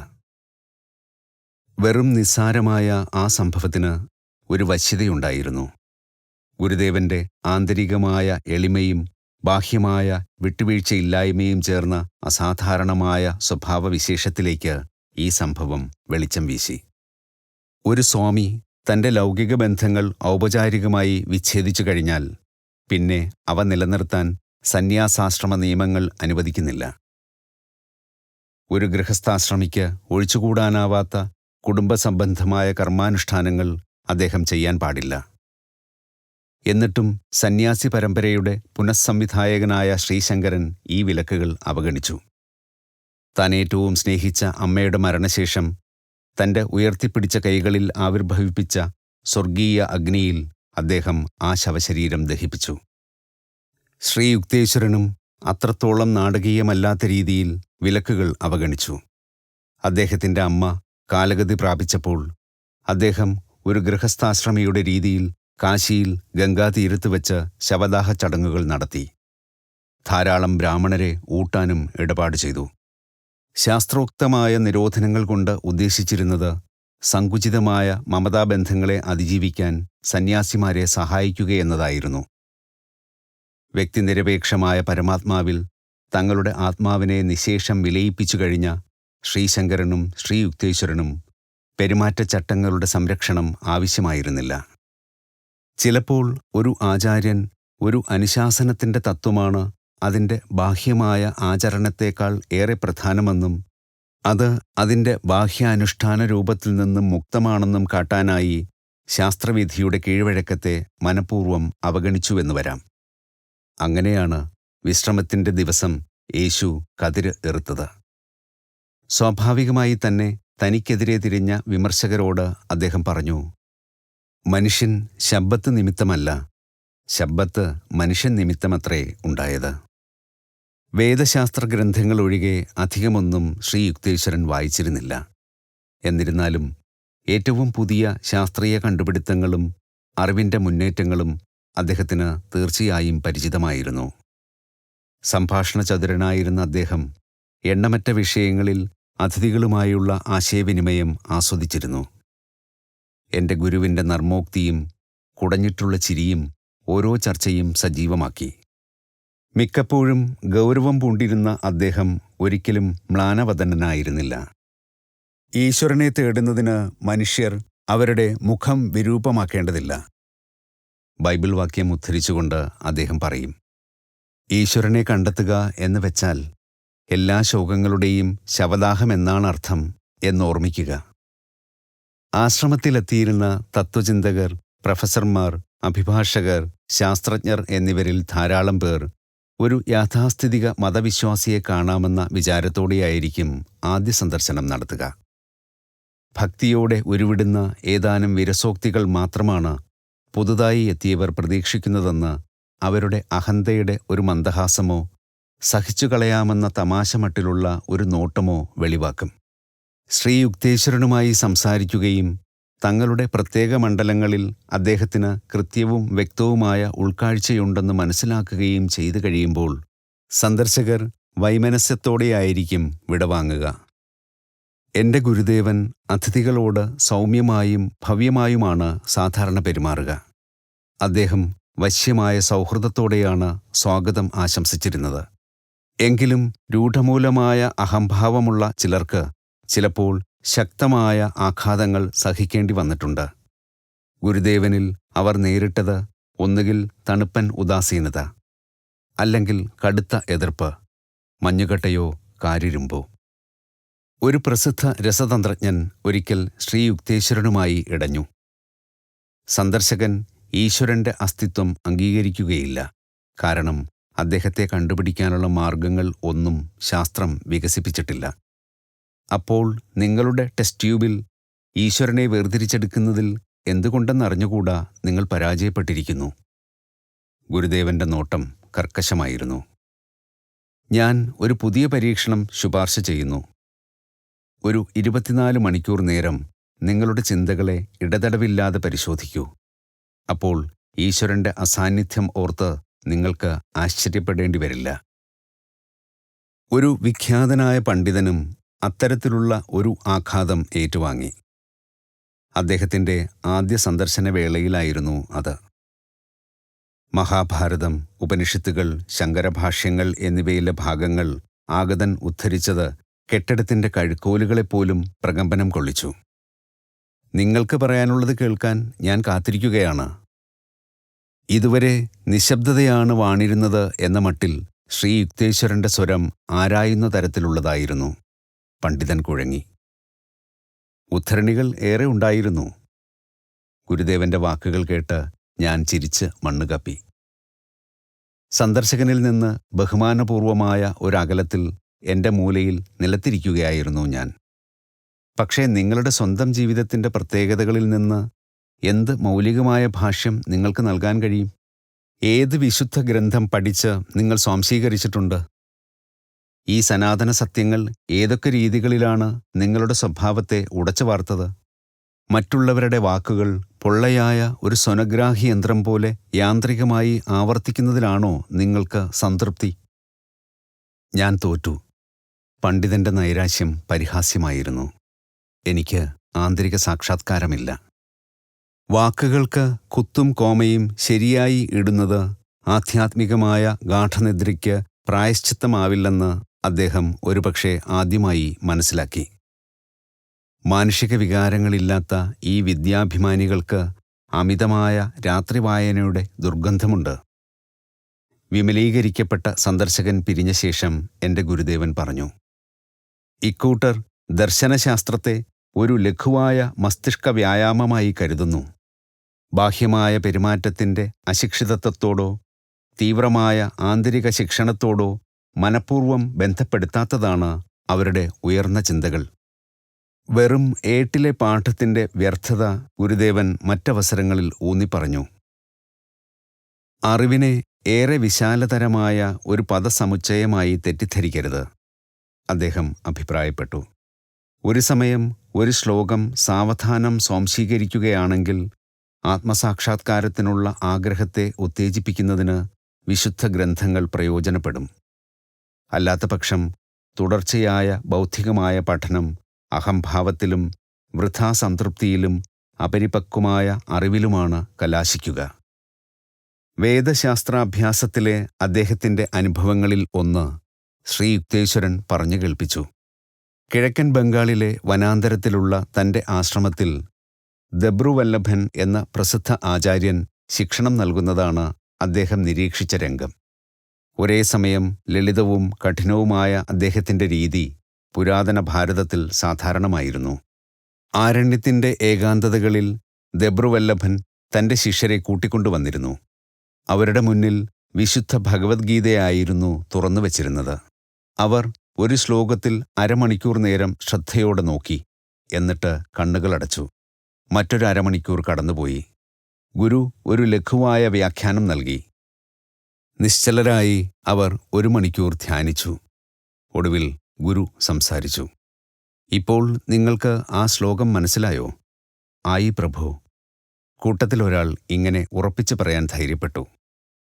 ഇല്ല, മുഴുവനുമായില്ല. ഭാരതത്തെ നൂറ്റാണ്ടുകളിലൂടെ പുനർനവീകരിക്കാൻ പര്യാപ്തമായ പ്രഭാവം ഈ വാക്കുകൾക്ക് നൽകിയ ആത്മീയ ചൈതന്യത്തെ അന്വേഷിക്കൂ. മറ്റൊരു മണിക്കൂർ മൗനത്തിൽ കടന്നുപോയി. ശിഷ്യരെ പറഞ്ഞയച്ച ശേഷം ഗുരു ശ്രീ യുക്തേശ്വരനെ തിരിഞ്ഞു നോക്കി. നിങ്ങൾക്ക് ഭഗവത്ഗീത അറിയാമോ ഇല്ല പ്രഭു, ശരിക്കും അറിയില്ല. എൻ്റെ കണ്ണുകളും മനസ്സും അതിൻ്റെ താളുകളിലൂടെ അനവധി പ്രാവശ്യം കടന്നുപോയിട്ടുണ്ടെങ്കിലും നൂറുകണക്കിന് ആളുകൾ എന്നോട് മറിച്ചാണ് പറഞ്ഞിട്ടുള്ളത്. ആ മഹാനായ ദിവ്യൻ ഗുരുദേവനെ നോക്കി ആശീർവാദത്തോടെ പുഞ്ചിരിച്ചു. വേദസംബന്ധമായ അറിവിൻ്റെ ബാഹ്യപ്രകടനത്തിൽ വ്യാപൃതരായാൽ അമൂല്യങ്ങളായ ആ തത്വങ്ങൾ തേടിയുള്ള നിശബ്ദമായ ആന്തരിക അന്വേഷണത്തിന് എത്ര സമയം ബാക്കിയുണ്ടാകും? തൻ്റെ വിദ്യാർത്ഥികളുടെ ശിക്ഷണം ഏകാഗ്രതയുടെ അതേ തീവ്രമായ മാർഗത്തിലൂടെയാണ് ശ്രീ യുക്തേശ്വരൻ നിർവഹിച്ചത്. അറിവ് കണ്ണുകളിലൂടെയല്ല ഉൾക്കൊള്ളുന്നത്, അണുക്കളിലൂടെയാണ്, അദ്ദേഹം പറഞ്ഞു. ഒരു സത്യത്തിൻ്റെ ഉത്തമബോധ്യം നിങ്ങളുടെ ബുദ്ധിയിൽ മാത്രം ഒതുങ്ങാതെ നിങ്ങളുടെ ജീവസത്തയിലായിക്കഴിഞ്ഞാൽ അതിൻ്റെ അർത്ഥവ്യാപ്തി ശങ്കയോടെയെങ്കിലും പറഞ്ഞു വയ്ക്കാൻ കഴിയും. പുസ്തകങ്ങളിൽ നിന്നുള്ള അറിവ് ആത്മസാക്ഷാത്കാരത്തിന് ആവശ്യമായ ഒരു ചവിട്ടുപടിയാണെന്ന് കരുതാൻ ഏതെങ്കിലും വിദ്യാർത്ഥിക്കുണ്ടായേക്കാവുന്ന പ്രവണത അദ്ദേഹം നിരുത്സാഹപ്പെടുത്തി. പണ്ഡിതന്മാർ തലമുറകളായി വ്യാഖ്യാനിക്കുന്നതിൽ തിരക്കിട്ട് വ്യാപൃതരായിരിക്കുന്ന ഗഹനമായ തത്വങ്ങളെ ഋഷീശ്വരന്മാർ ഒരു വാചകത്തിലെഴുതി, അദ്ദേഹം പറഞ്ഞു. അവസാനമില്ലാത്ത സാഹിത്യവിവാദം മൂഢബുദ്ധികൾക്കുള്ളതാണ്. ഈശ്വരനുണ്ട്, അല്ല, ഈശ്വരൻ എന്നതിനേക്കാൾ ക്ഷിപ്രവിമോചകമായ മറ്റെന്ത് ചിന്തയുണ്ട്? എന്നാൽ മനുഷ്യൻ എളുപ്പം ലാളിത്യത്തിലേക്ക് മടങ്ങുന്നില്ല. ഒരു ബുദ്ധിജീവിക്ക് ഒരിക്കലും ഈശ്വരനിലല്ല പ്രിയം, പാണ്ഡിത്യഘോഷണത്തിൻ്റെ പകട്ടിലാണ്. അത്തരം അറിവ് ഗ്രഹിക്കാൻ പ്രാപ്തനാണ് എന്നതിൽ അവൻ്റെ അഹംഭാവം തൃപ്തിയടയുന്നു.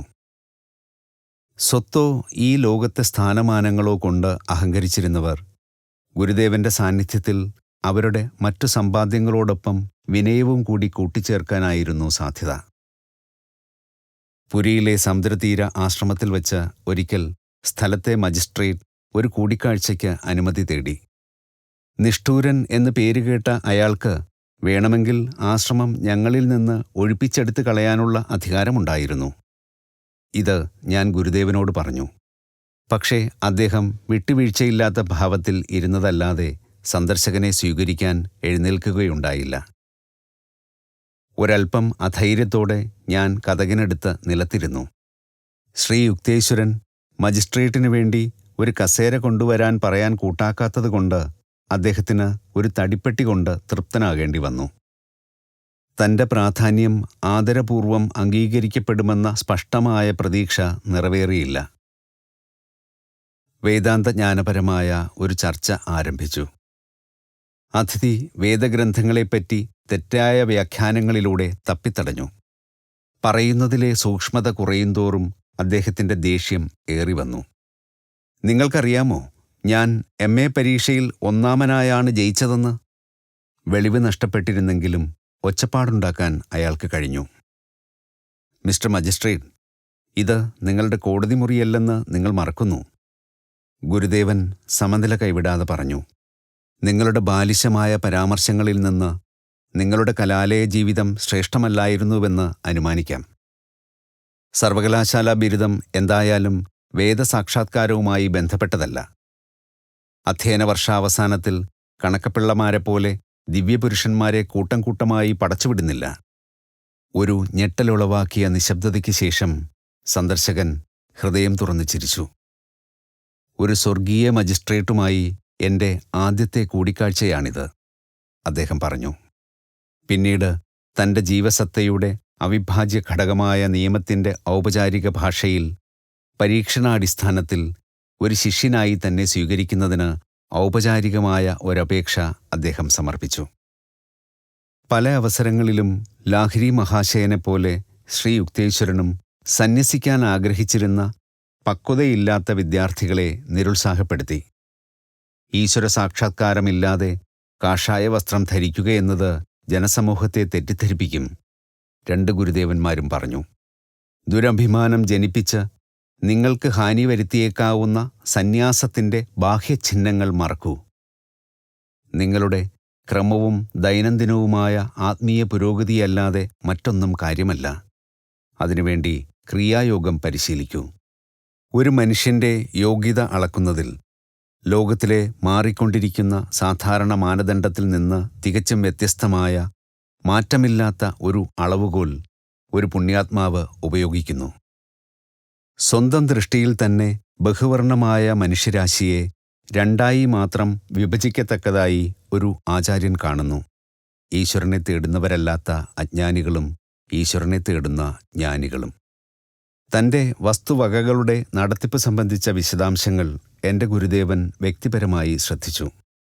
നെറികെട്ട മനുഷ്യർ പലപ്പോഴും അദ്ദേഹത്തിൻ്റെ പൈതൃക സ്വത്തുക്കൾ കയ്യേറാൻ ശ്രമിച്ചു. ദൃഢനിശ്ചയം കൊണ്ടും കോടതിയിൽ വ്യവഹാരം നടത്തിപ്പോലും ഓരോ എതിരാളിയെയും ശ്രീ യുക്തേശ്വരൻ കടത്തിവെട്ടി.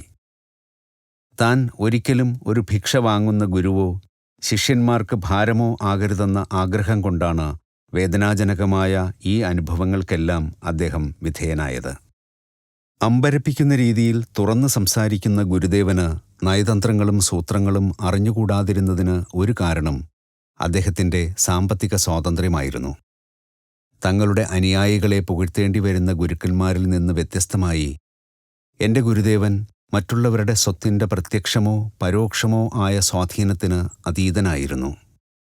ഏതെങ്കിലും കാര്യത്തിനായി അദ്ദേഹം പണം ചോദിക്കുകയോ ആവശ്യമുണ്ടെന്ന് സൂചിപ്പിക്കുക പോലുമോ ചെയ്യുന്നത് ഞാൻ ഒരിക്കലും കേട്ടിട്ടില്ല. അദ്ദേഹത്തിൻ്റെ ആശ്രമ ശിക്ഷണം എല്ലാവർക്കും സൗജന്യമായി നൽകപ്പെട്ടു. കോടതിയിൽ ഹാജരാകുന്നതിനുള്ള ഉത്തരവുമായി ഒരിക്കൽ ഒരു ഉദ്യോഗസ്ഥൻ ശ്രീരാമപുരം ആശ്രമത്തിലെത്തി. കനായ് എന്നു പേരുള്ള ഒരു ശിഷ്യനും ഞാനും കൂടി അയാളെ ഗുരുദേവൻ്റെ അടുത്തേക്ക് കൊണ്ടുപോയി. ഗുരുദേവനോട് അയാളുടെ പെരുമാറ്റം അധിക്ഷേപിക്കുന്ന തരത്തിലുള്ളതായിരുന്നു. നിങ്ങളുടെ ആശ്രമത്തിൻ്റെ നിഴൽ വിട്ട് ഒരു കോടതിയുടെ സത്യസന്ധമായ വായു ശ്വസിക്കുന്നത് നിങ്ങൾക്ക് ഗുണം ചെയ്യും, അവജ്ഞയോടെ അയാൾ പറഞ്ഞു. എനിക്ക് സ്വയം നിയന്ത്രിക്കാൻ കഴിഞ്ഞില്ല. ഇനി നിങ്ങൾ മര്യാദകെട്ട ഒരു വാക്ക് പറഞ്ഞാൽ നിങ്ങളെ നിലം പരിശാക്കും. ഒരു കയ്യേറ്റത്തിന് മുതിർന്ന് ഞാൻ മുന്നോട്ട് ആഞ്ഞു. കനായും അയാളുടെ നേരെ ആക്രോശിക്കുകയായിരുന്നു. എടാ നീച, ഈശ്വരനിന്ദയുടെ വാക്കുകൾ ഈ പവിത്രമായ ആശ്രമത്തിനകത്ത് കടന്നു പറയാൻ നീ എങ്ങനെ ധൈര്യപ്പെടുന്നു? പക്ഷേ തന്നെ അസഭ്യം പറഞ്ഞ അയാളെ സംരക്ഷിക്കാനെന്ന വണ്ണം ഗുരുദേവൻ മുമ്പിൽ കടന്നു നിന്നു. കാര്യമൊന്നുമില്ലാതെ ബഹളം കൂട്ടാതെ. അയാൾ അയാളുടെ കർത്തവ്യം പാലിക്കുക മാത്രമാണ്. വ്യത്യസ്തമായ സമീപനങ്ങളാൽ കുഴങ്ങിയ ഉദ്യോഗസ്ഥൻ ബഹുമാനപൂർവം ക്ഷമാപണം ചെയ്തുകൊണ്ട് സ്ഥലം വിട്ടു. അത്ര തീക്ഷ്ണമായ ഇച്ഛാശക്തിയുള്ള ഒരു ആചാര്യന് ഉള്ളിൽ ഇത്ര ശാന്തനാകാൻ കഴിയുന്നത് വിസ്മയകരമായിരുന്നു. ഈശ്വരത്വമാർന്ന മനുഷ്യൻ്റെ വേദപ്രോക്തമായ നിർവചനം അദ്ദേഹത്തിന് അനുയോജ്യമായിരുന്നു. കാരുണ്യത്തിൽ പുഷ്പത്തേക്കാൾ മൃദു, വിശ്വാസപ്രമാണങ്ങളുടെ സംരക്ഷണത്തിൽ മേഘഗർജനത്തേക്കാൾ ശക്തം. ബ്രൗണിങ്ങിൻ്റെ വാക്കുകളിൽ, സ്വയം ഇരുട്ടിൻ്റെ സന്തതികളാകയാൽ വെളിച്ചത്തെ നേരിടാൻ കഴിയാത്തവർ ഈ ലോകത്ത് എപ്പോഴുമുണ്ട്. എന്തെങ്കിലും സാങ്കല്പിക പരാതിയുടെ കടുത്ത ജ്വരം പിടിച്ച് വല്ലപ്പോഴും അന്യരാരെങ്കിലും ശ്രീ യുക്തേശ്വരനെ ശകാരിച്ചേക്കാം.